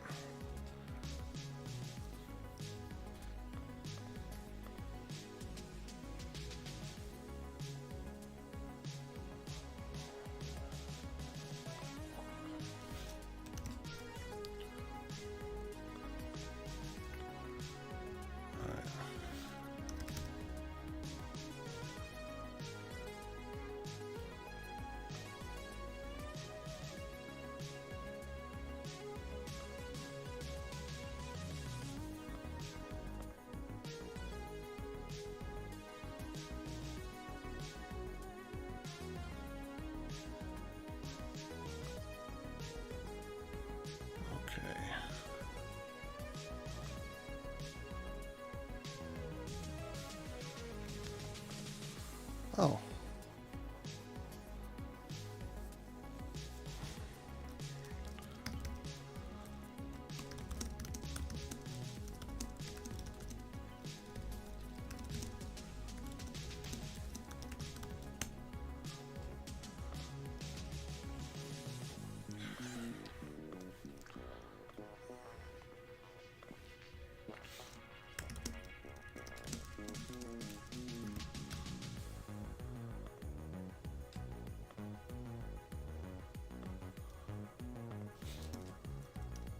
Hold on a second.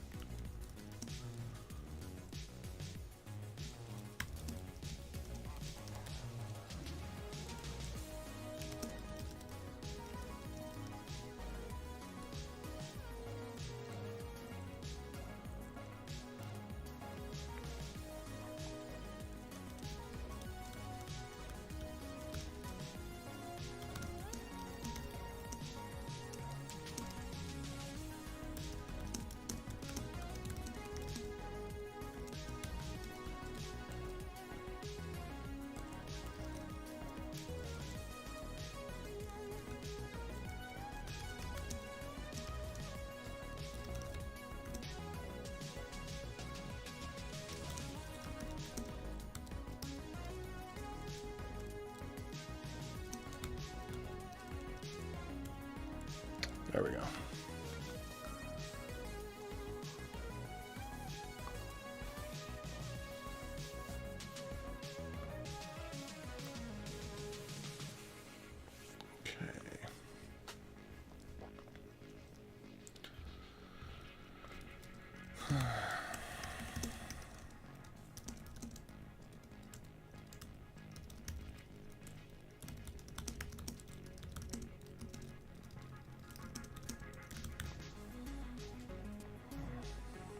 Just a second. I'm still working on a message here. So I'm putting a Utah channel in the Discord.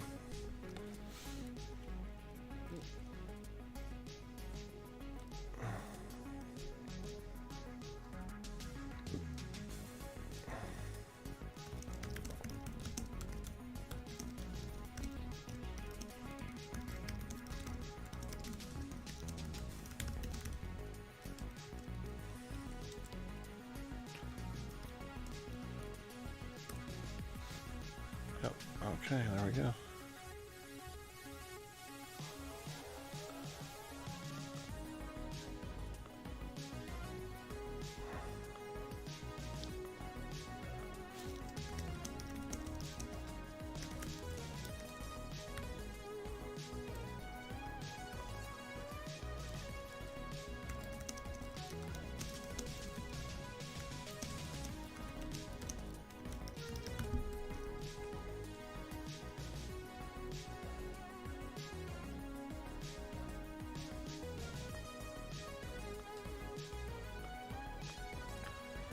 Okay, got that added.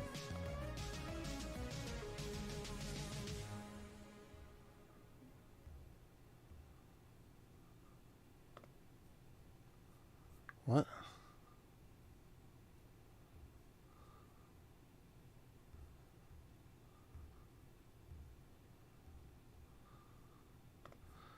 Okay, sorry, I'll come back around to focusing on this in just a second. There's just a few messages.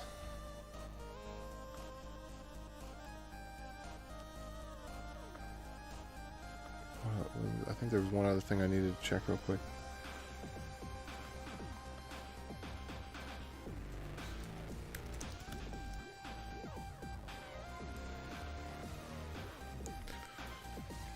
Alright, I'm probably going to have to wait another week on that server. Because he had to go out of town.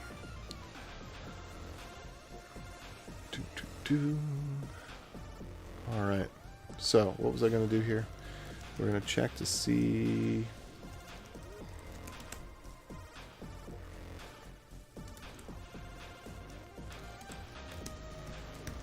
fish, config.fish.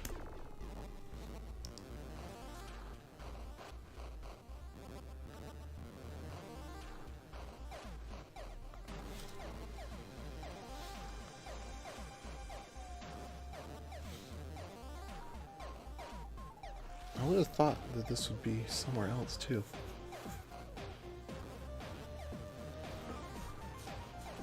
Oh well.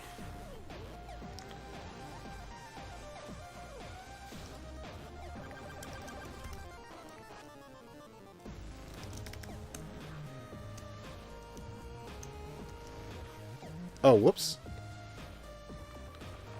Good thing that I caught that mistake. There's so many things that you'd only catch on a fresh computer. It'd be super annoying.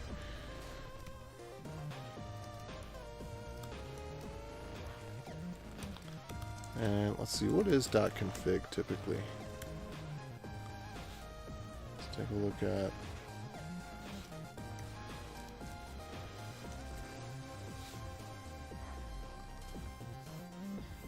Alright, I just wanted to see...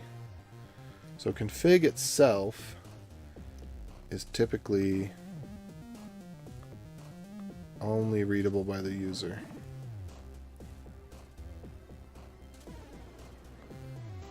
That makes sense.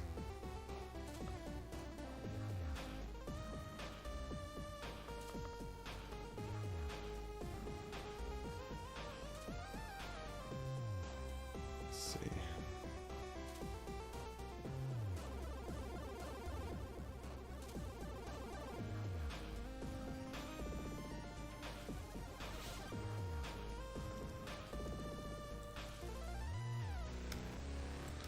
All right. If command dash v fish, then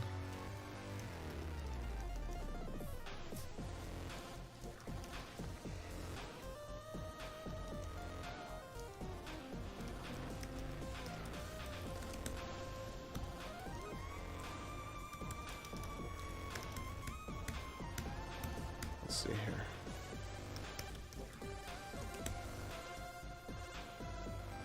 All right, that's good.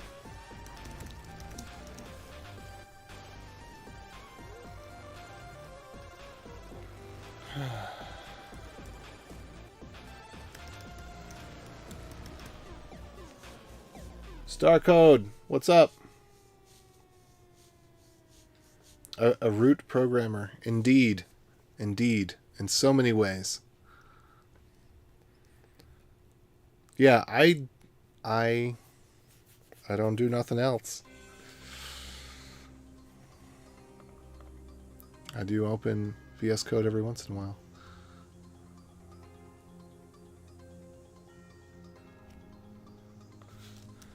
Yes, please. And do follow so that when I make an announcement like a lunch or meetup, you'll see it.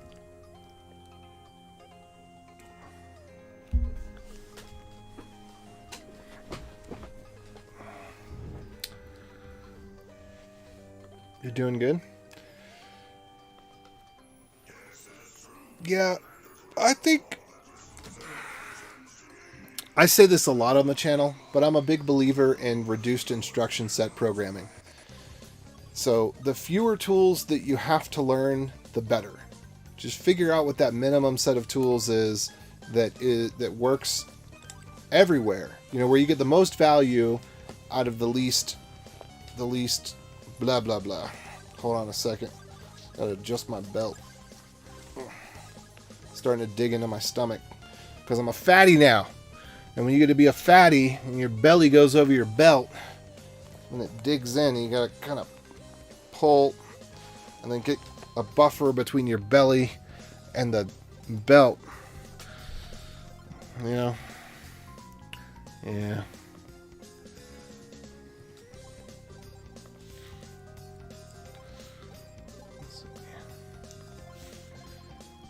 Anyway, okay, so we're going to say fish add config, and this is all I need, right? So we're saying if fish is installed, then actually I think I want to move one more thing.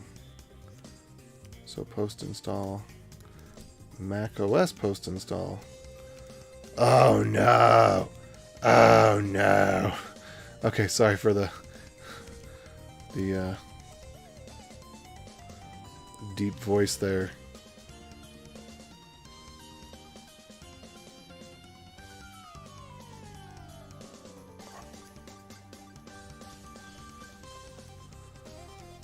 I don't think this actually works.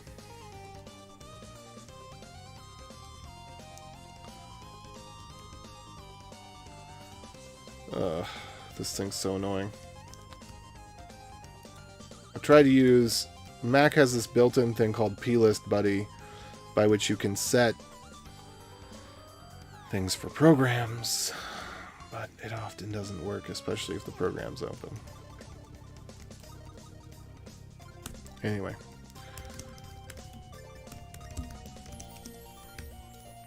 What should I call this? This is kind of a fix. Fish. Ensure the config file always exists.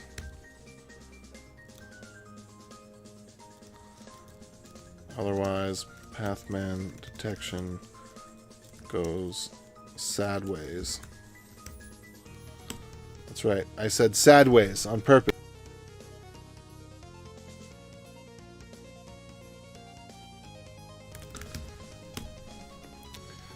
So this, you may have heard about webinstall.dev before. Well, I'm the dude that made it, along with my buddy Ryan. And if you haven't heard of webinstall.dev, well then here you go.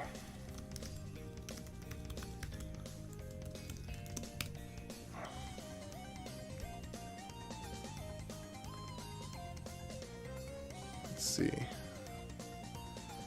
Now I just need to tag.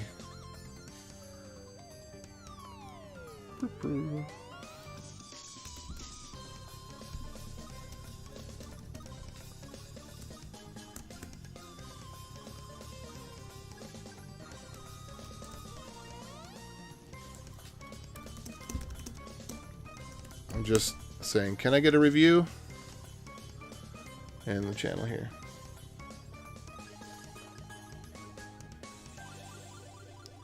Well, if you've only seen it once, that could be a really good thing, or it could be a really bad thing. It could be a really good thing is, hopefully all you ever need to see is it once. Because once you've seen it once, you know how to install everything. But the really bad thing is, if you've only seen it once, you haven't been using the cheat sheets. Yeah, so the goal is to get all the important developer tools over here. There are some PRs that have been open for too long now that I just haven't looked at. Oh, that I need to. Because mostly it's been me adding stuff and other people have added stuff, and I haven't had a good pattern of making sure I get everybody's PRs processed.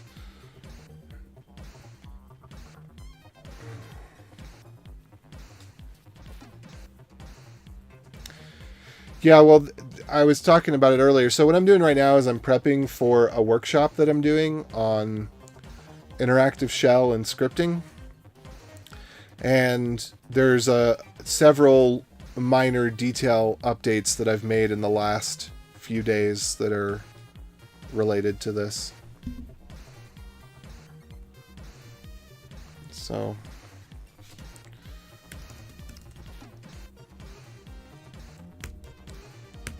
I just want to make sure that when people are following, so the reason that I made it was, I don't know, maybe threefold.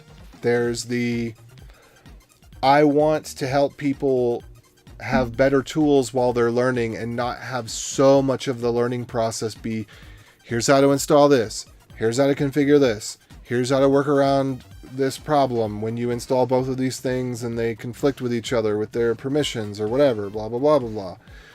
So I wanted to have something that's easier to help people learn.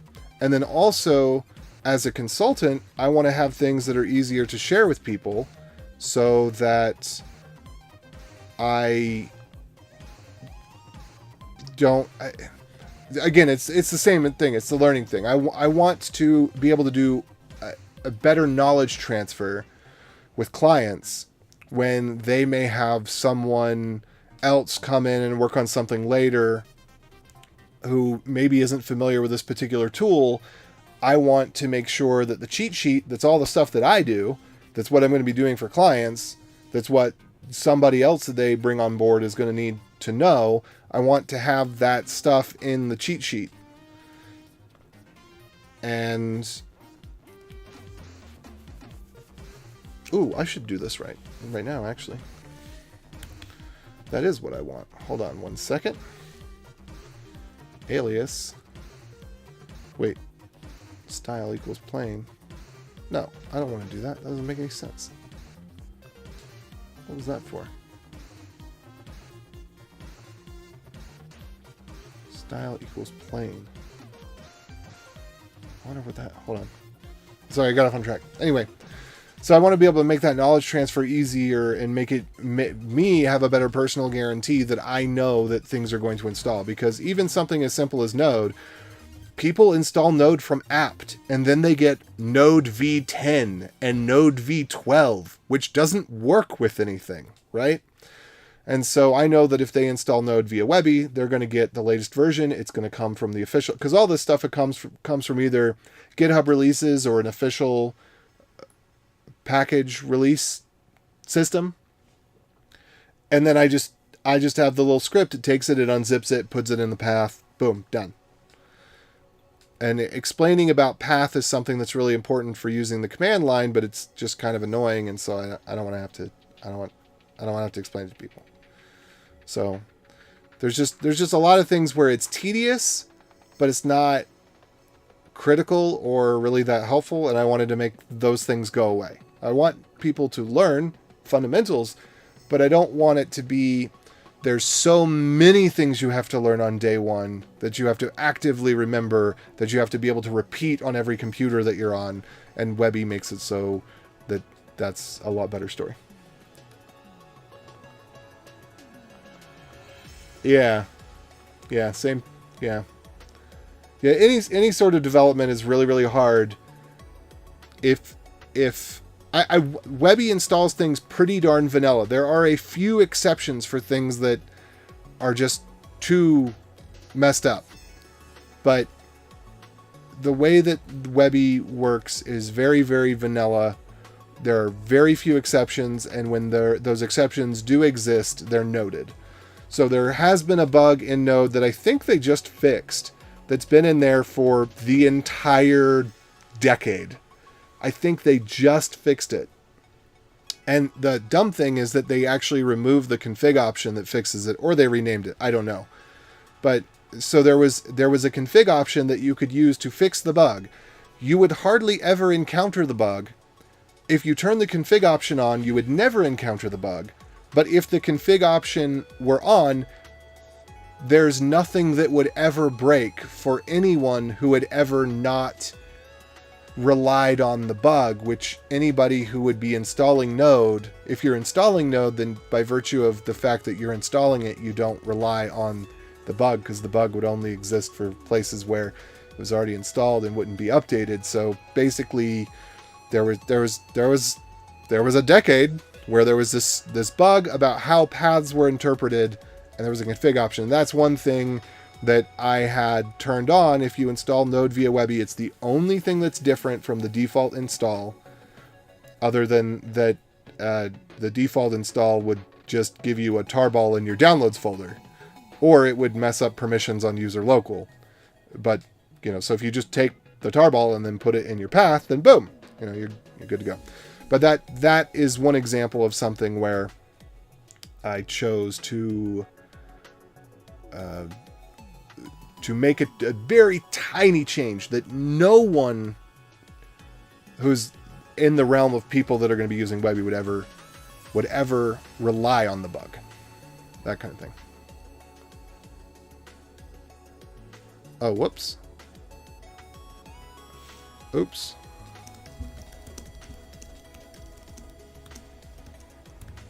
Just a second. That's not what I want.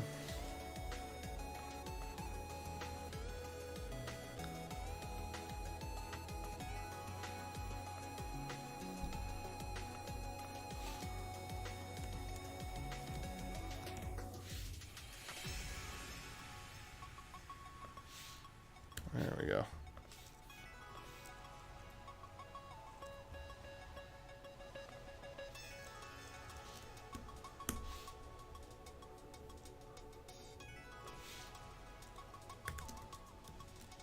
All right, let me catch up on some notes here. A lot of times there's multiple starting up tutorials with different methods, and some methods might have outdated stuff or unoptimized stuff. Yeah, so this is Overclock Remix. So we're listening to the chiptune tag, and this is Chrono Trigger Horizons of Time by DDR Kirby. So musics. At some point, it would be cool to get it plugged in so I can actually show on the stream as it changes. Somebody's got that plug in. I just haven't spent a lot of time making the stream awesome.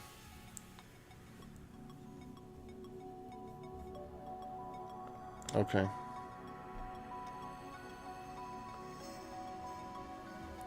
So that will come up in just a second. There we go. Wait, oh, I don't have my... Normally I have my browser tab over here.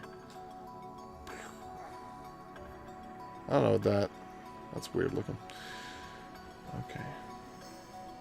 Well, thanks. I appreciate that, Starcode. I just got it on the chiptune tag, and I'm just letting it play through. I use OC Remix because they're streamer friendly, and I've listened to their stuff for years and years. Cool.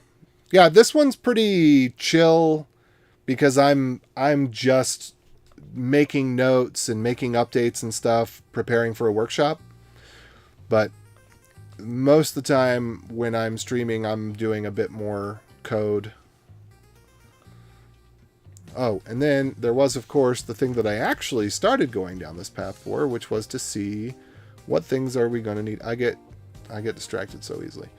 So there's Curly.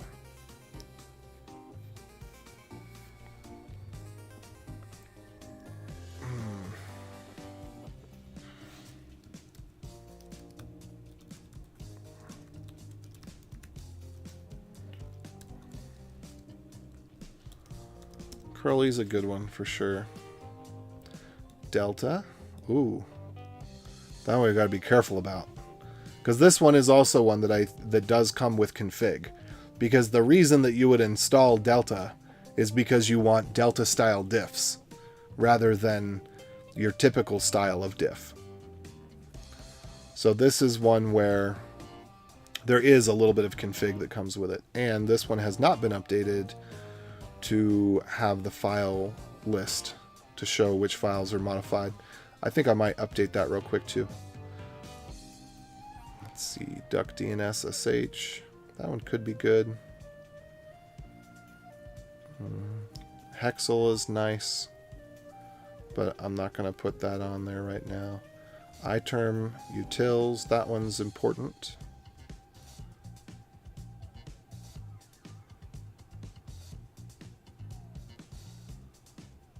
But that one, we'll go through that one the other way. JQ. JQ needs to be here. Key pairs needs to be here.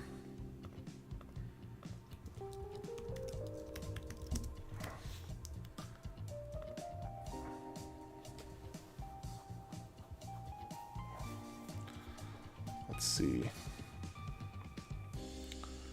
All of those are going to come along in just a second. Oh, nerd font.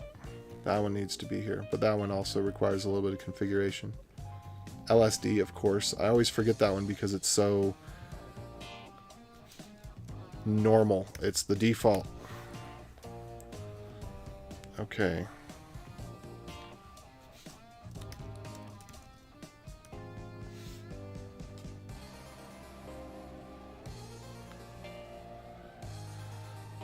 Let's see.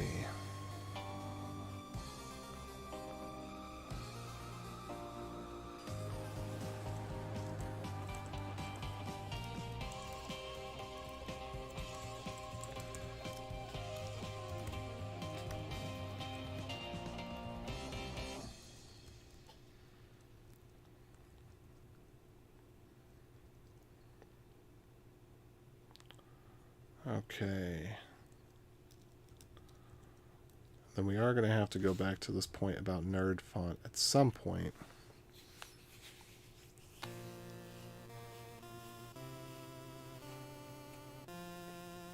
Do we? We can leave that one alone, I think. We'll leave that for a later exercise. I'll just make a note here. I'm just going to say to do when to install nerd font. Nerd font is how I get the nice little icons next to everything. That's nerd font.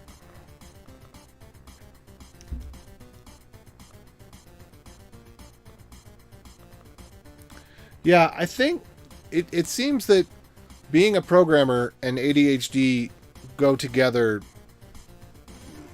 a lot. Very much so.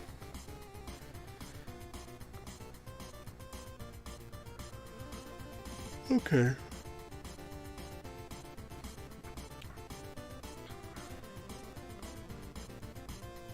Let me man bat real quick.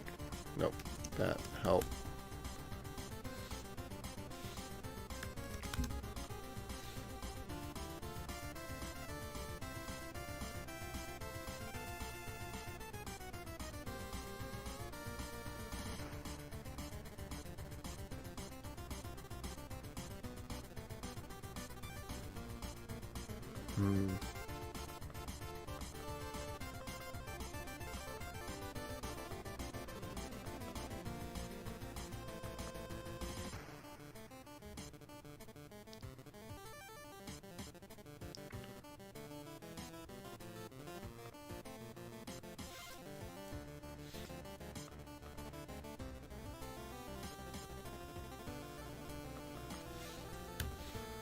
I ought to update this one as well.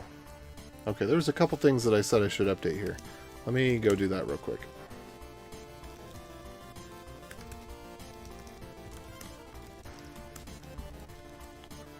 So I wanted to update, what was it, Delta?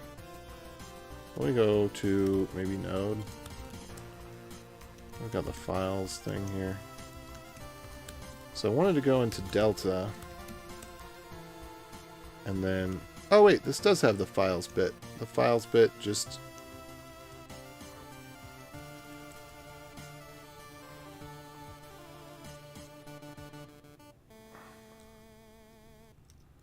Oh, okay, so this was before I standardized on the location for it.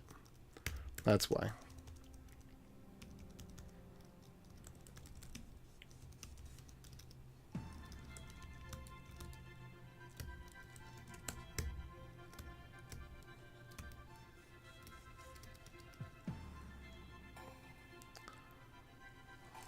Okay.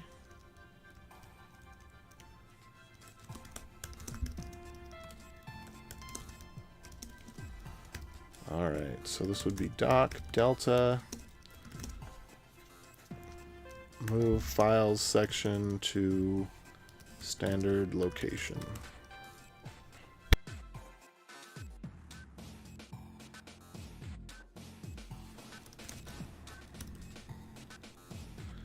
And then what was this last one here? I was going to look at bat readme.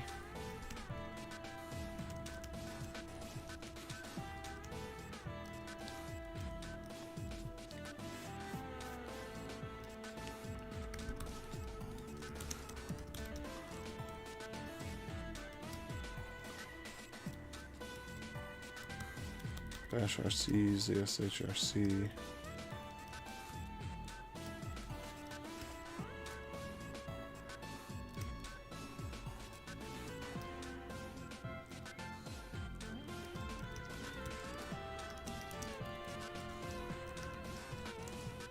And let's see, what did I do? Did I call this alias.env?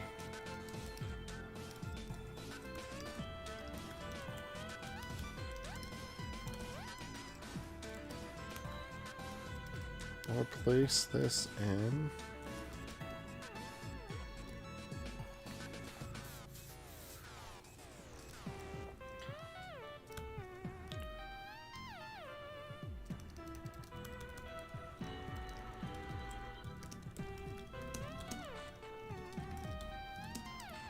Oops.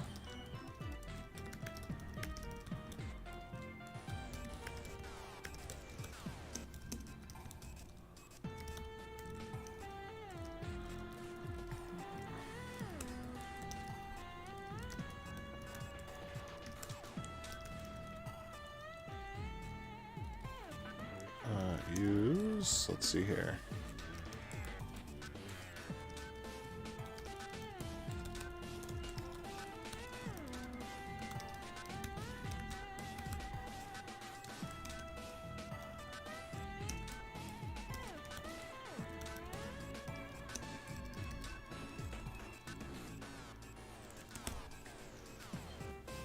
There we go.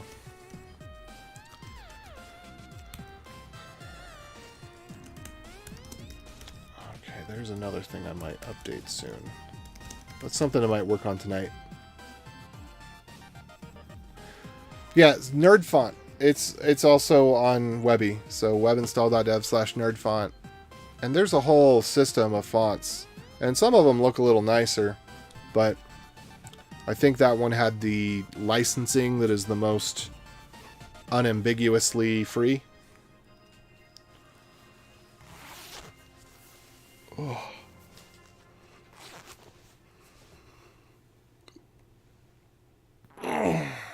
Okay, where am I going here?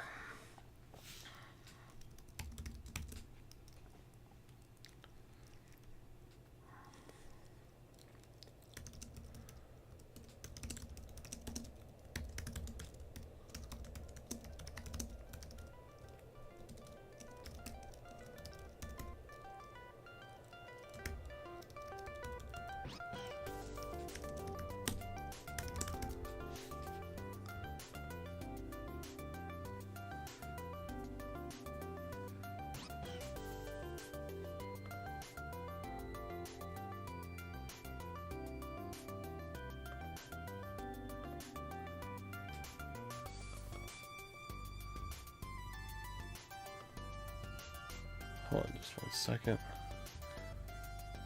Looking at a message.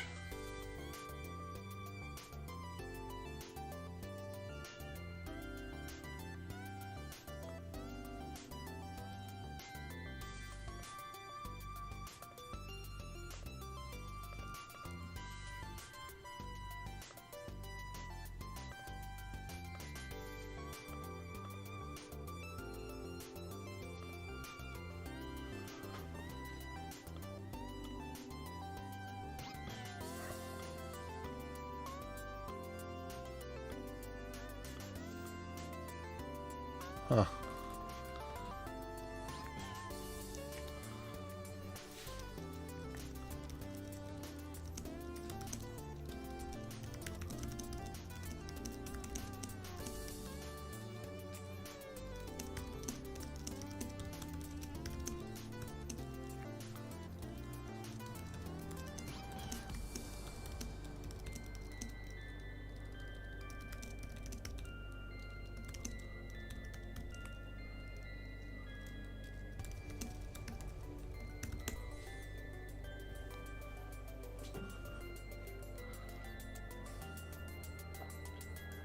Okay, what else was I doing here?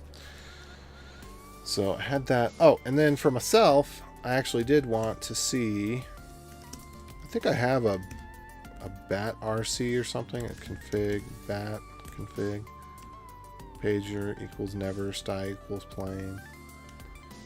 Okay, yeah. That actually is what I want to do. I want to do. Whoops. I want to do.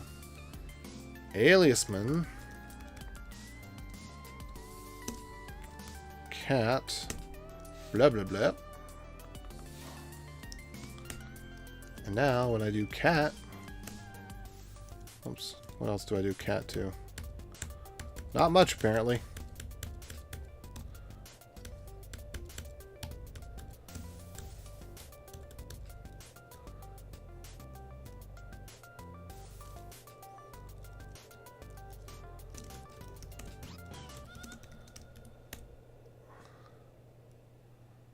There we go.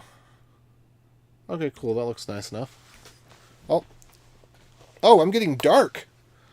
I wasn't noticing. The sun is not so bright. I gotta adjust my brightness here. Oh. There we go. And the light, the little light I used to put on my face was turned off.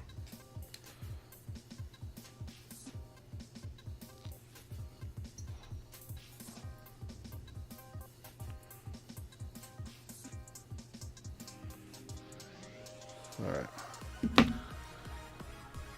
There we go.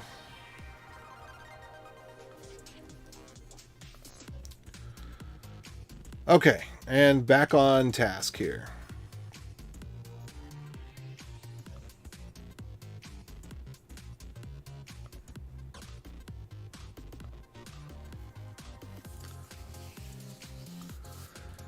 So I kind of want to finish up this section. I probably don't have more than 30 minutes before I need to go in, but I'll be back on tonight and I'll be continuing this because it's really important to me to get further through this, because I want to do this workshop and I want it to go well, and I want to have rehearsed, not just have the outline, but have a bit more in terms of specifics, and then get this up on a Git repository and such and such.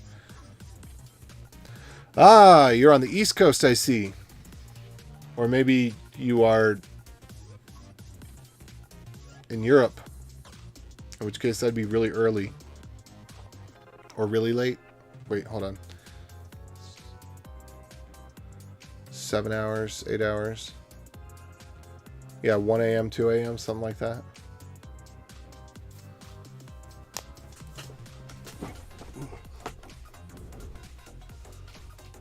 Okay, let's see. All that.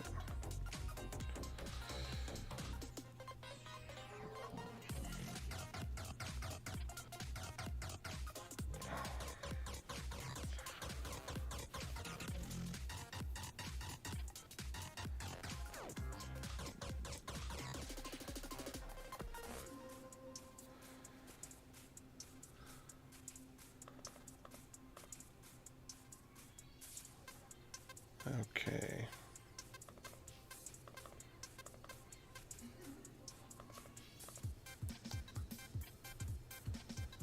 Wait, South America? I didn't even think about South America. 10 p.m. Huh. I always thought of South America as being directly below me, but I suppose I have to accept that perhaps it is not. Let us look at the globe. Picture of the globe.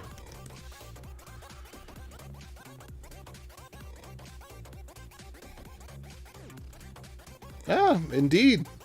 Indeed, it is not. I don't know how I got that so wrong, but it's probably just because of the way that I normally look at it in the whatever projection. It looks like America stretches all the way over here, whereas when you look at it on a round globe, this is way smaller than what it looks like on the typical projection. And that, I think, makes this look...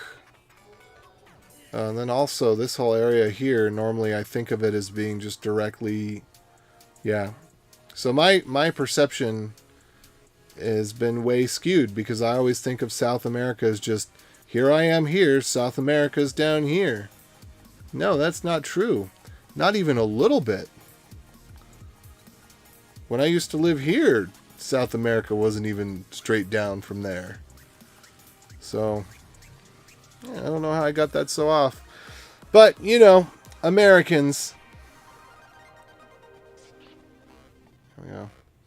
Yeah, it's okay. But on this one, you can see on this projection, it looks a little bit closer. It doesn't look so far off as it does on the globe. The globe, you can really tell, hey, these things are not close. But, yeah, okay. Yeah, okay, so for example, on this one, in this projection, it looks like, oh, here's America here, boom, here's South America down here. Yeah. But still not much of an excuse. And then if you tilt it sideways, then I'm totally excused if I would just say that I only look at globes that are tilted sideways.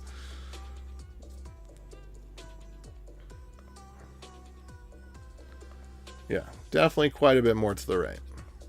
Okay. Whoops.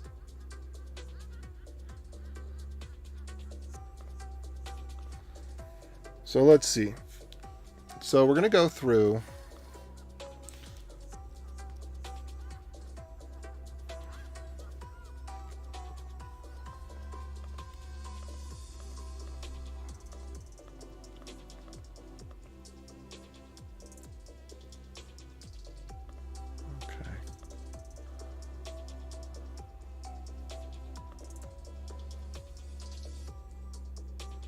Let's see what it is. Chimpanzilla. Pokemon Red version Violetville by Chimpanzilla. Chimpany, chimpany, chimpanzaroo. You look like a monkey, and you smell like one too.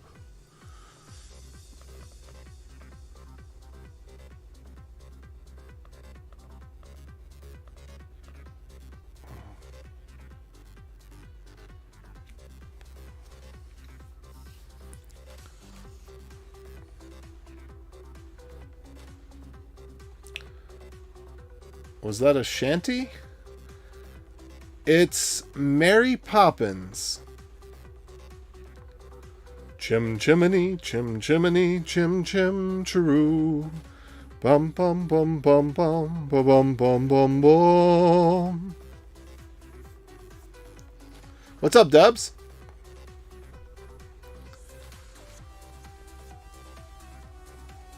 Alright, so we get some stuff installed.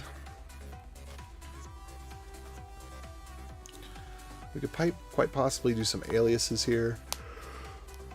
Let me do that real quick for myself.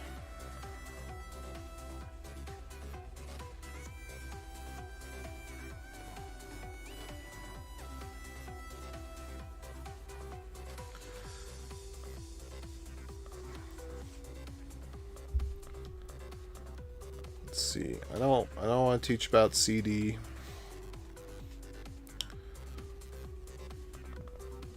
LS, do we need to teach about that?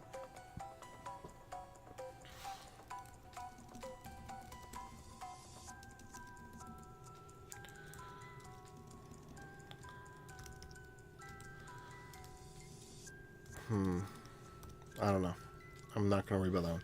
Okay, so the point was, let's just rewrite the history, get a bunch of common commands in there.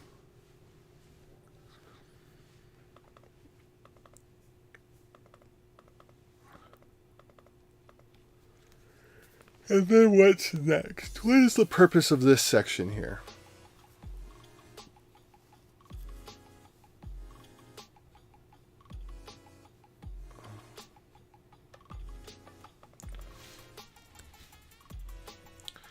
We want to get to the point where we can get to the lesson material.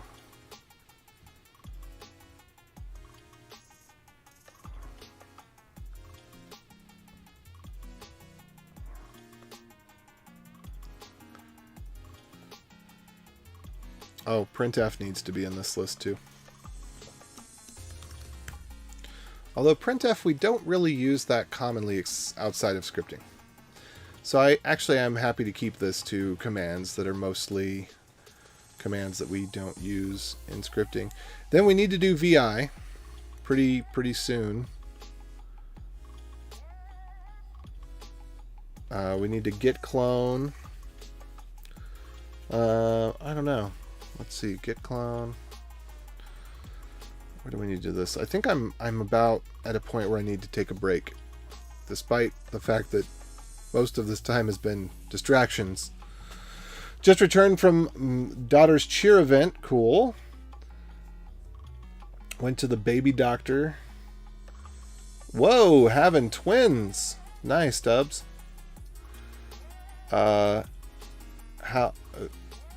So you've got daughter's cheer event. Okay, so you've been through this rodeo much longer than I have. It looks like, because my daughter is not ready for cheer events. But twins sounds impossible. I hope that you have family nearby. But I'm sure that you've already figured out how to do all that. You've made it this far without killing any children and still decided to have more, so I believe in you. But that's exciting news. Can they tell if they are fraternal or identical? I'm imagining not until later.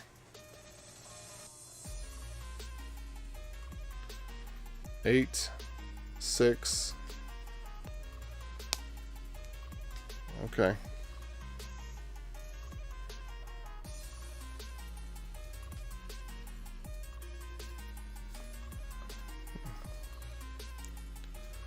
I don't actually remember what the yes I found out was in reference to, otherwise I would respond to it.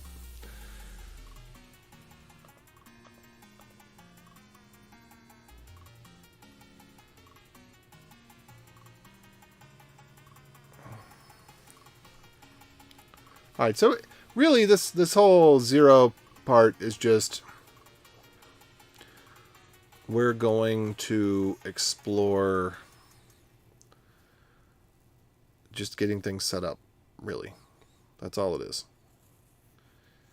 And I think I do want to have the use of the alias at this point. So we could do,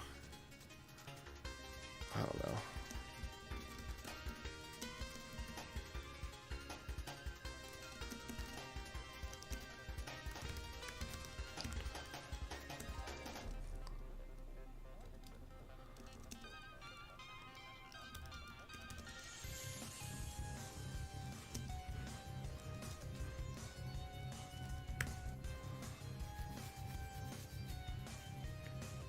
What do I like to have it as? Yeah, dash F, alias man, LL, LSD dash LAF. How do I have mine set up right now? Let me check and see. Interesting. LAHF.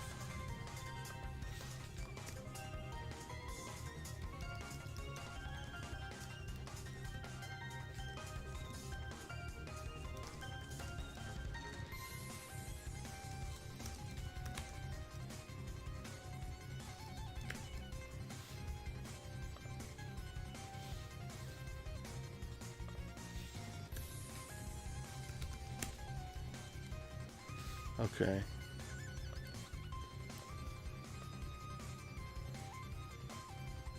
Group DIRS equals last. Ah, there we have this problem. I think I might want to solve that after dinner.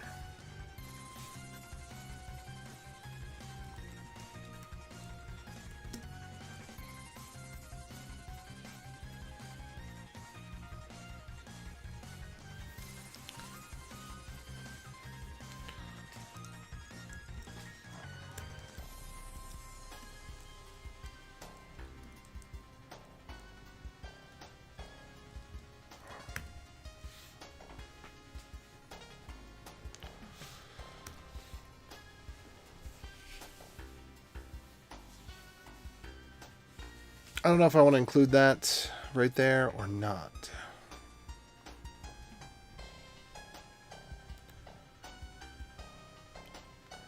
I think I'll probably cut this part. We'll save that for later. Aliases is not what they need to know right off the bat. It's what they need to know soon. You need to know that the purpose of the interactive shell is to modify the interactive shell. It's different from what you want to do with scripting.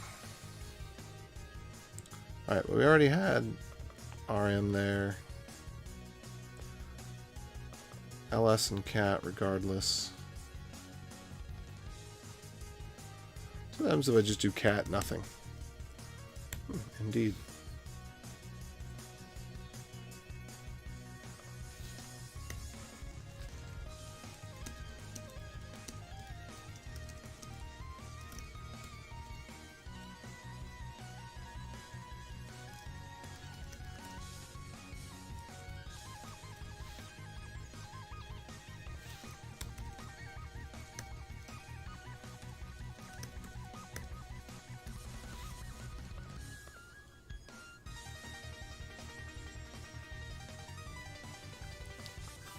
So I'm not going to worry about that.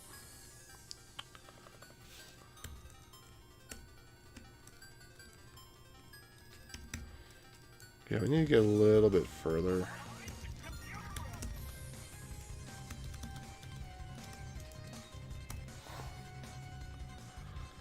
Okay, I'm going to put this down here as well.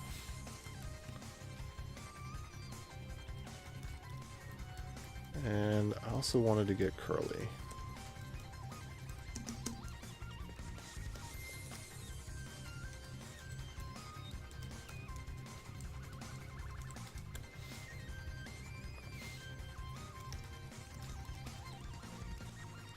Okay, cool.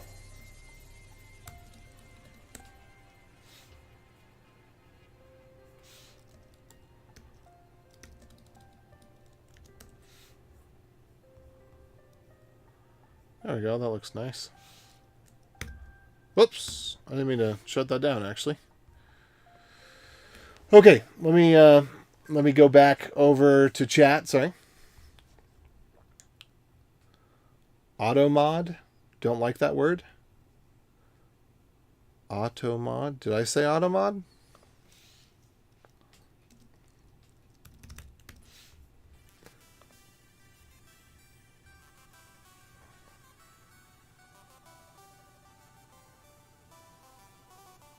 Oh. Automod doesn't like some word. Oh, sorry. I don't know what word it doesn't like. They're going to be fraternal since they have their own placentas. Oh, okay. Cool. I guess that makes sense, but I don't know enough about it to know.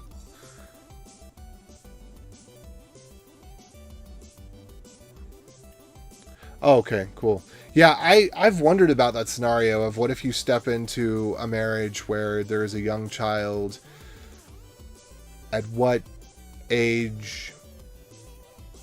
I mean, I think it's better if you're assuming that the parents are good parents, they're not abusive, they're trying to be good. Everybody makes mistakes, whatever. But it seems like it would be best for a child to have one consistent set of parents in their life and not shift between different sets of parents would be the ideal. Not to say anything bad about someone that, for whatever reason, doesn't feel that it's the right thing to, because obviously not everything works out all the time.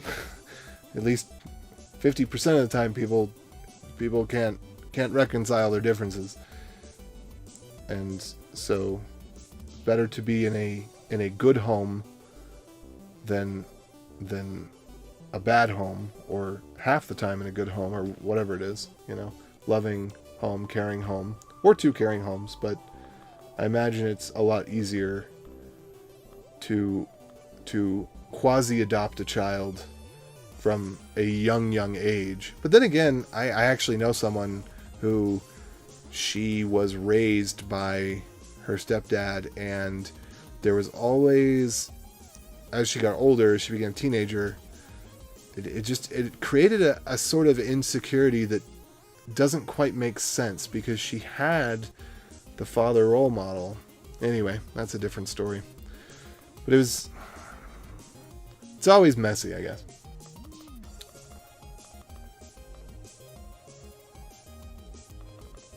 Oh, okay, that, yeah, I didn't block that word. So I don't know why that's not one of the ones that I put on the blocker. Yeah, things have been well with me. I'm just, like I said, I'm just working on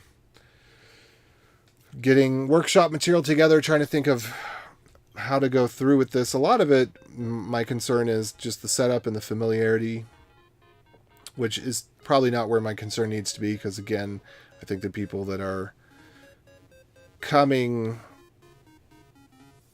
kind of get it. They've gotten the first part done already. Anyway, so explore the world within. I have already done this part in a video, but let's call this loop 2, actually. Or, I mean, loop 1.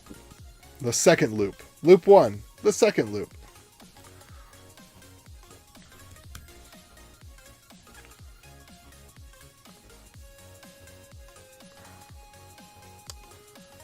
So loop 0, boilerplate.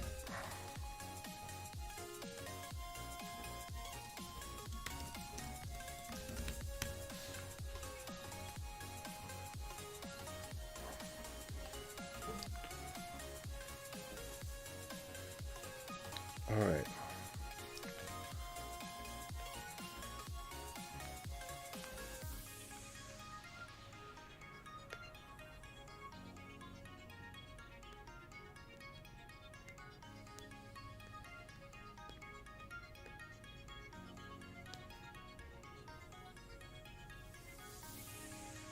Yeah, I think this could be good. Just talking about, okay, look at the output. A lot of times people get confused because they don't know what to do next or something didn't work immediately. So take a look at the output.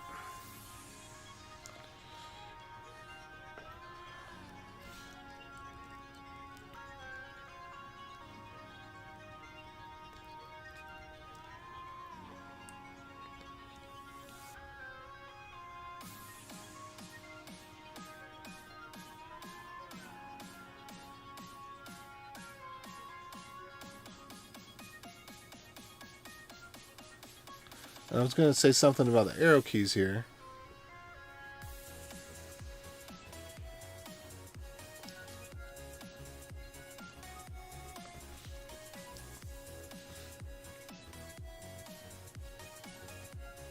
Maybe I should go back to this one. Oh, yeah. So once they're in fish...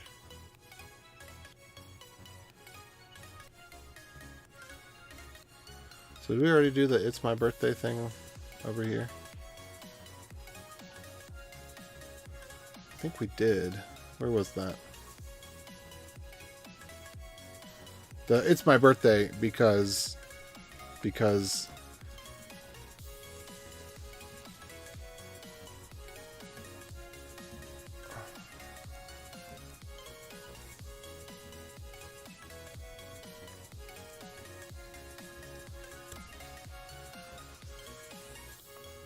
it has a quote.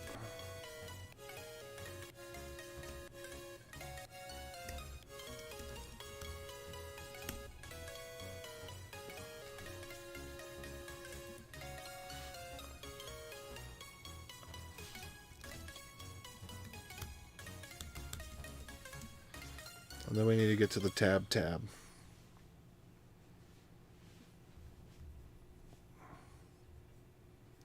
Alright, where did I say the thing about the arrows?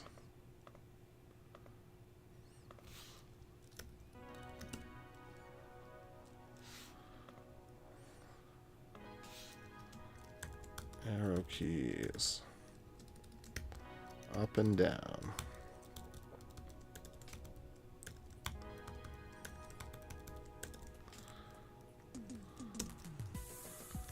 Up arrow. Up.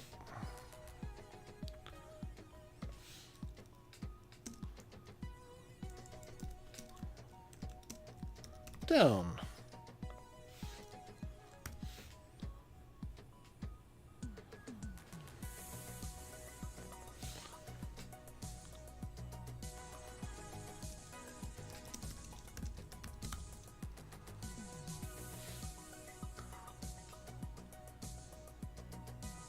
Okay, I will have to actually just go through this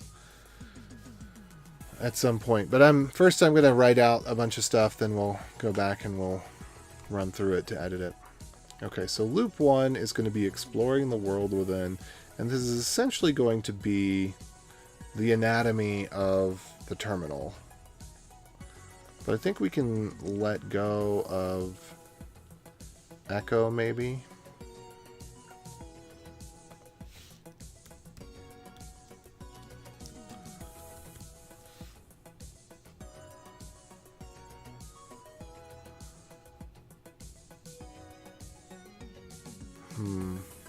Yeah, I gotta think on this. So I want to separate boilerplate from learning. So I may actually want to move this around. I think I do. I'm going to move this. This is going to go somewhere else.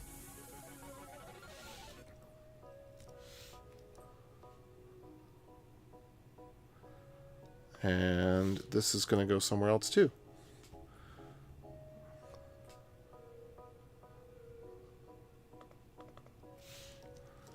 Let's get rid of network tools.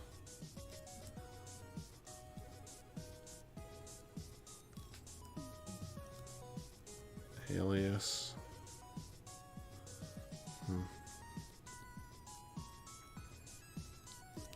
What are some commands we're going to need to use?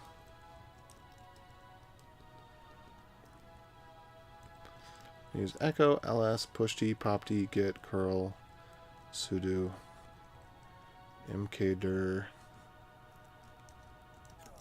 date alias find. I think I'm going to separate these because the idea is just to throw some stuff in the history so that we can show the stuff goes in the history.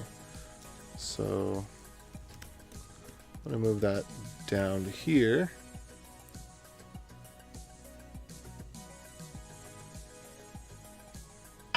Whoa! Okay. That was way too loud. I don't know how to set the volume on this thing. Well, actually I do. There's two different volumes. There's the ringer volume, which I think is what we just heard, that being super loud. And then there's the other volume. Oh.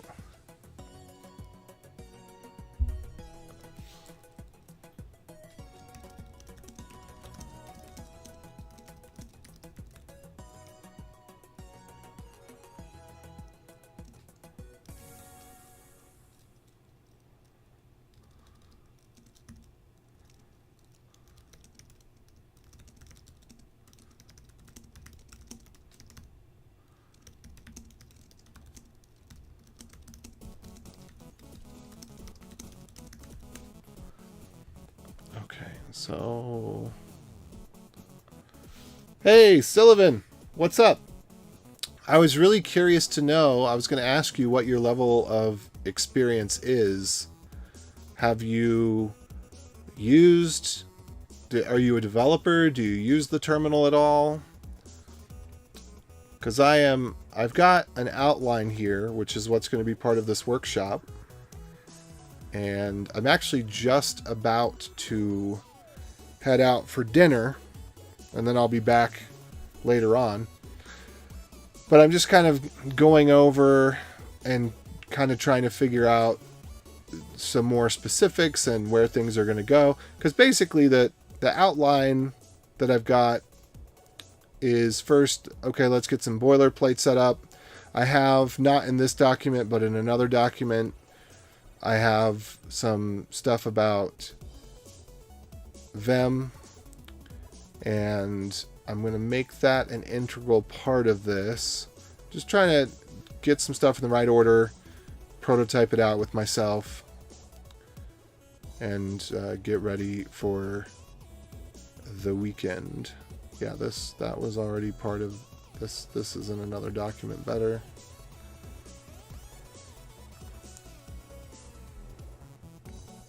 But yeah. But I am interested to know what your experience level is and what you're hoping to get. I've used some commands before to have a relay node going off DigitalOcean.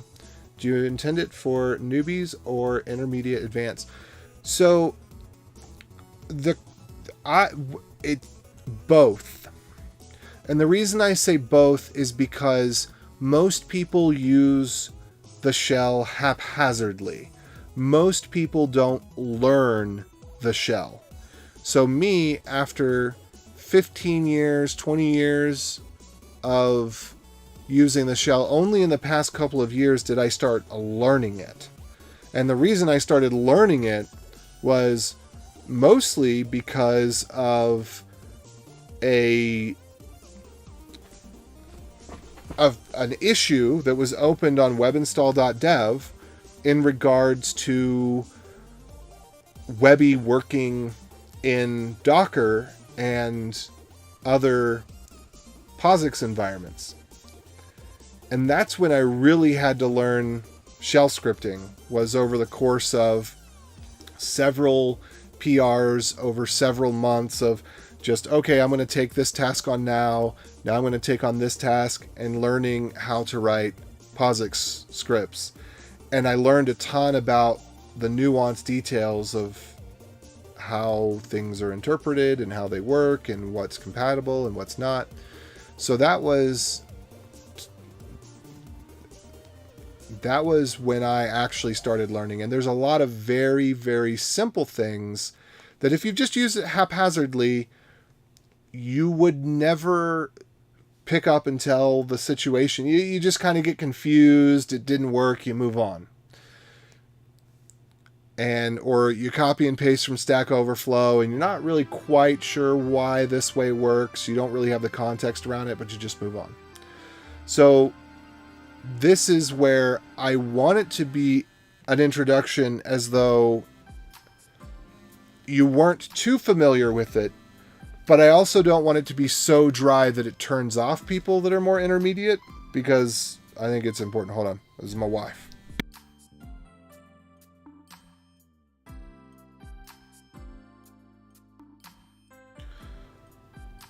All right, that's my call to go to dinner. So I actually have to get off. Let me finish reading these chats and then I'm going to go. Technically, I'm only Hope Desk, but I do a lot of what I imagine a sysadmin does. Dubs, did you comment in the Discord about this workshop? Did you want to come to it? I'm going to do it over the weekend. I'm thinking of doing it in 3 sessions. Use a lot of PowerShell. I want to learn more PowerShell. I would really like to have webby PowerShell scripts be better. Okay, right on. A lot of people seem to focus on that. Great point. We mostly get in a language or whatever. Yeah, and I think it's really important to learn the shell before learning a language to be comfortable with the shell. Now, what I want you to be expert at the shell. And the expertise is not knowing everything. The expertise is knowing the small set and knowing when you have to reach out of it, knowing a few of the edge cases. There's probably about 4 or 5 edge cases I want to cover. And the rest of it is, okay, let's just keep in the box. And then there's a million things you could learn, and there's lots of different shells, but I just kind of want it to be, okay, for your interactive shell, which should be different from your scripting shell, here's the things that let's get you set up for the first time to have a nice interactive shell and to have a great experience. And then let's learn the scripting constructs that are very similar to programming and some of the nuanced differences in some of the edge cases. That's kind of the hope. On a personal level, I've done some Git stuff between my machine and GitHub repo just so I can say I did it, because I know it's heavily used in the dev world. Yeah. So what I want to have happen is, as part of this workshop, you're going to learn enough Vim to use it. And then you're going to have some exposure to Git as well. And the way that I want to do it, which we'll see how it plays out. This is a workshop so that I can learn how to teach this as well. But I'm thinking of doing it basically in segments. So you're going to learn, because there's too much to learn. We can't teach you everything that you could ever know about interactive shells, or POSIX shells, or Vim, or Git. So what we need to do is give you a small set of, here's the minimum that you need to know about all of those things, so that they can work in concert together. You need to know Vim, you need to know Git, you need to know the interactive shell and the POSIX shell. You need those things. But let's just focus on the smallest set of information first, and then open up to a larger set of information, and then open up to a set of larger information. So that's kind of my thought. Anyway, I need to go because it's dinner time. Thanks for joining in. Like, sub, follow if you want to. Hop in the Discord. There's the Discord link. And I'll probably be back on after dinner. There's 2 things I want to do. I want to continue with this. I also, for fun, and for the sake of documentation, I have an issue open on Aliasman that I want to get closed out. I left it open to see if anybody else would take it on. But essentially, I just want to expand. Oops. I want to expand so that it will eat the word alias, and so that somehow we can deal with only the first equals, if an equals is given, so that you can either paste an alias command so that there's more parity between the way the alias works and the way the aliasman works. Anyway, so with that said, I've got to go. It's dinner time. Thanks for joining in. I'll catch you later. And we'll raid real quick. Give me 2 seconds here. Let me find somebody to raid. I bet somebody awesome is on. I don't bet a whole lot, but I bet a little bit. Yeah, Strager's on. Alright, we'll raid Strager. Alright. Catch you later. Adios. Stay for the raid.